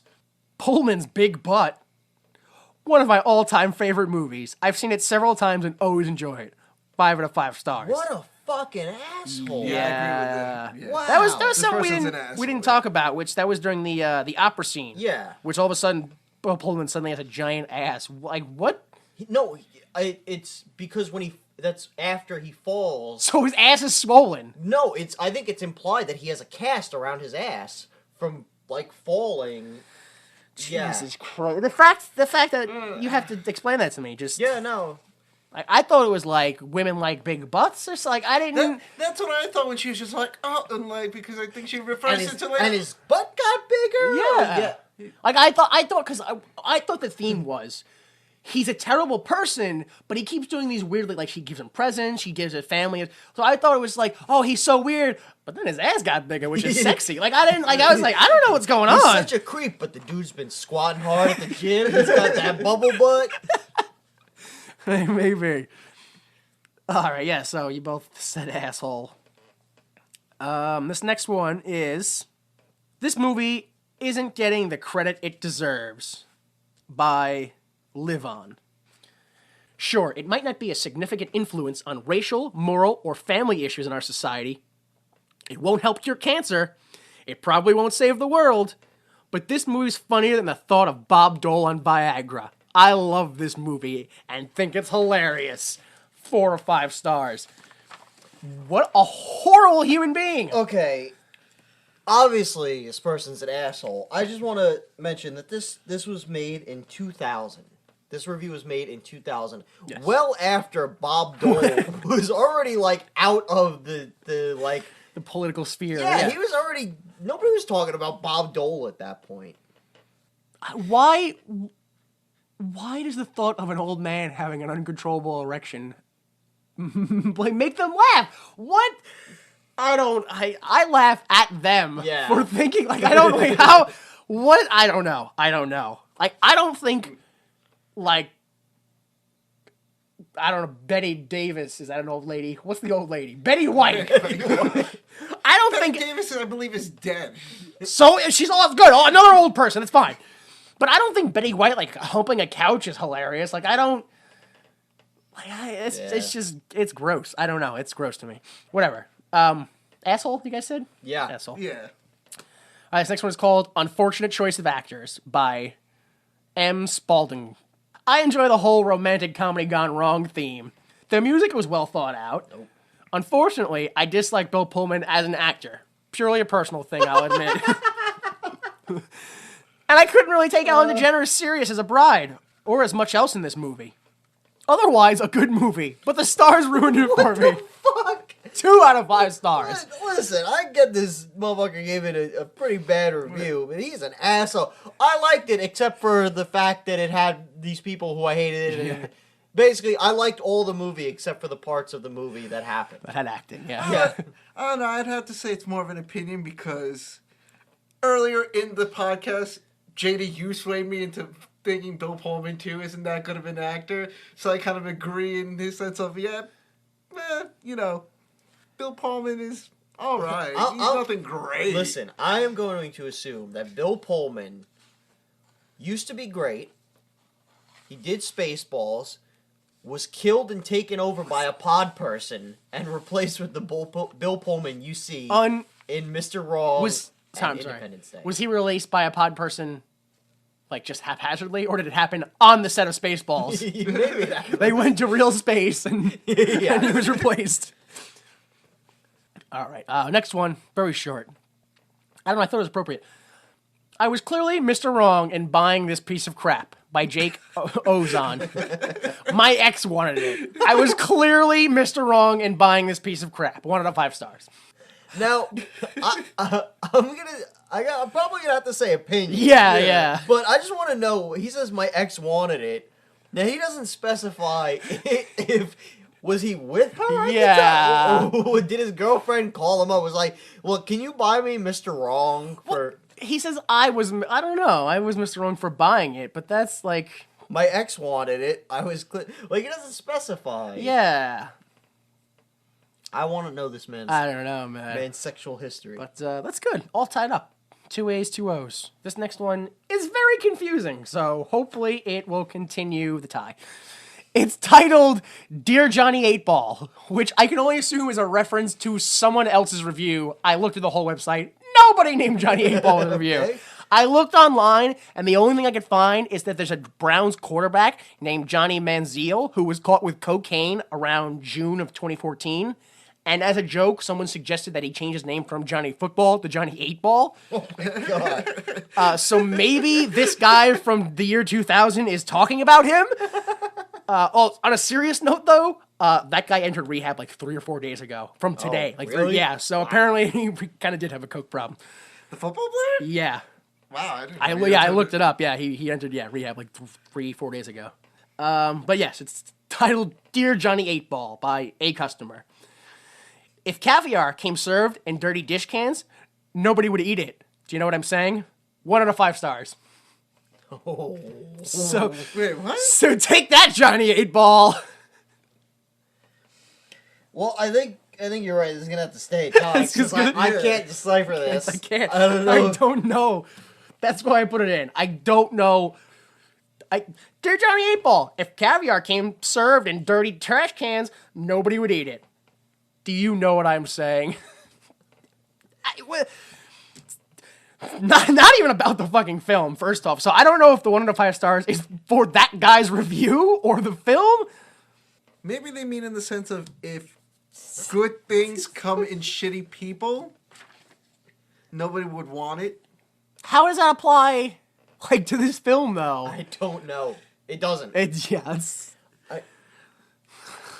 Maybe in the sense of he's rich, but yet he's a piece of shit person. I don't know. Maybe. It doesn't. I don't. Yeah. I don't know. I don't know. This next one is titled one of the funniest movies I've ever watched 15 times. Written by a customer. This is a long one, so settle in. Yeah. I bought this movie because I'm collecting everything Bill Pullman has done. I will continue to get anything he does in the future. After purchasing it, I watched it, of course. And I admit that I didn't like it. I felt, in fact, very indignant that Mr. Pullman would do something like this. Then I read a transcript of an AOL chat that he did, in which he said he had a blast doing the movie. I decided to give it one more try and watched it again. This time, trying to see it as Bill Pullman having fun with the role, and as the comedy it was intended to be. I laughed so hard I almost rolled off the couch. Although Ellen DeGeneres is not as funny in this movie as I know she can be, Bill Pullman is hysterically funny. Watch his face and actions during the charades with his mother's house. Watch him in the background, driver's seat of the RV, or Martha is trying to talk the kids out of the RV. The comedically serious Western hero saves the girl, and the imitation of the Frankenstein's monster lurching towards his bride are things that make this movie very funny. If you want to laugh, watch this movie from the perspective of the actors had a good time doing it. You'll love it. Watch it again and again. 4 out of 5 stars.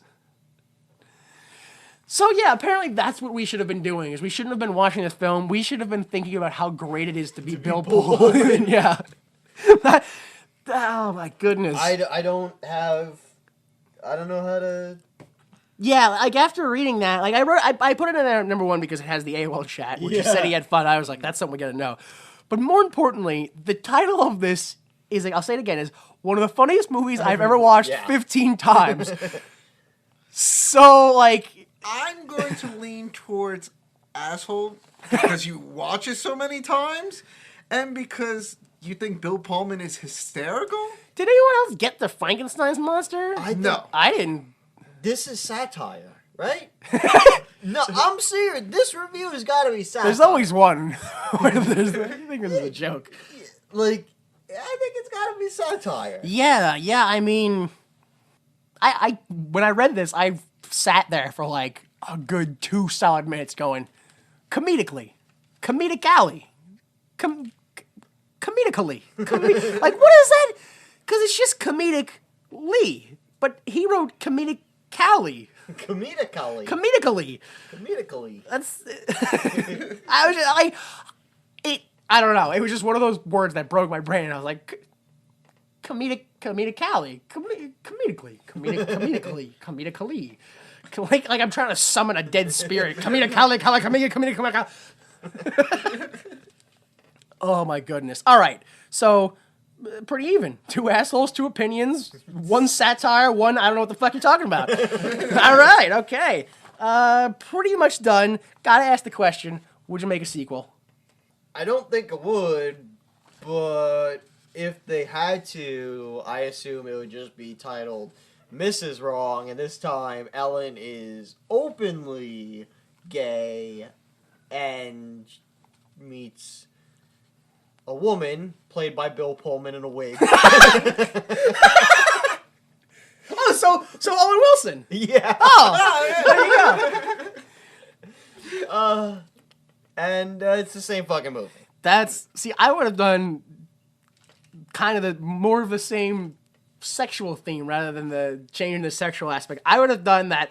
You continue. It's a direct sequel. She marries Walter, goes on to learn that she also can't be with a guy. Like she wanted to be with a guy who was loved and excited. And stuff. Can't be with him, right? He's too crazy. So she picked the reliable guy, right? Goes on to learn can't be with the reliable guy because she's only doing it because he's reliable. It's not something she has feelings for. It's not something she's passionate about. So they marry only for her to realize that she doesn't love Walter and she has to go off and find herself. And then obviously she eventually finds out she's gay.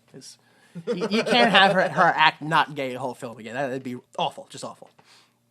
And I also want to say that I don't know if I'm making this up right now or if like maybe Ellen herself started this stereotype, but if you're a woman in a vest, you're gay. I mean, obviously not definitively, but that's pretty much how it works. And I was just like, that's if you wear a vest and you're a woman, you're gay. Like obviously, like 90% you're gay, right? 90%, 5% chance you just don't get fashion, and 5% chance that you're not gay and you just happen to look. Oh. No, you just happen to look good in a vest. Oh, okay. Just one of those rare occasions where you look good in a vest. There's also a chance though that if you are that 5%, you're actually the other 5%. You just don't get fashion. Yeah. Like you think you look good in it, but actually you don't get fashion, so you're not. No, what? You just disagree with my gross assessment of. Well, you're either this part of the 5% or you're this part of the 5%. But if you're in the second 5%, you might actually be in the first 5%. Yeah, that's how it works. It's pretty confusing. Yeah, homosexuality and fashion. Yeah, but there are clear-cut rules, and I'm setting them down right now. That's what I'm doing. Don't wear a vest unless you love vagina. That's it then. That's it. We're all done. We're all fucking done. You can follow us by searching WWYMT on Facebook, Tumblr, or Twitter. We really don't use Twitter too often. You'd probably be better to get us on the Facebook mostly, and then the Tumblr would be second. Although the Tumblr is a bit more fun. There's a lot more pictures going on over there. You can listen to episodes or download episodes by going to www.ymt.libsyn.com. That's www.ymt.libsyn.com. You can also subscribe to us in iTunes on your iPhone or your computer, or you can use the Double Pod app if you have an Android device. Victory Pro Wrestling. What are we doing next? March 7th.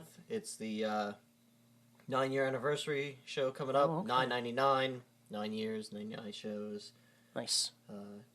Should be pretty exciting. Oh, wait, so, really? Yeah. So, I mean, I guess it works out, but that's like your 9th anniversary show. It was supposed to be 100. Isn't but then the Deer Park 100th. closed, so we lost the February show. Motherfuckers. You should have just done one, like a non-televised event. Just like fucking held it. Yeah, just you and like Impromptu in a parking lot. bringing a homeless guy. Go, you're a fan. It counts now. Or even on the same day, just do like 2 matches before the show even starts. What? Double show And a day. special screening for special fans only. Special fans? No! God damn it! It's like a benefit show. All right. Today's Troy McClure. Oh, VictoryProWrestling.com. VictoryProwrestling.com. That's how you spell that, right? Yeah. Okay. Yeah, that's where you can go there. You can get the dates and the info and the ticket prices, all that stuff. Yep. Learn some wrestlers' names. The Troy McClure clip comes from me, quoting the internet today. So the song that will take us out today is going to be from the Magical Mystery Tour, the 11th episode of the 15th season of the 1989 television series The Simpsons. Our intro music is Falling Off Your Love by Kill Paris. And taking us out is going to be the theme song Homer thought was the theme song to Animal House. Which I guess I'll just title it The Fake Song to Animal House by Homer Simpson.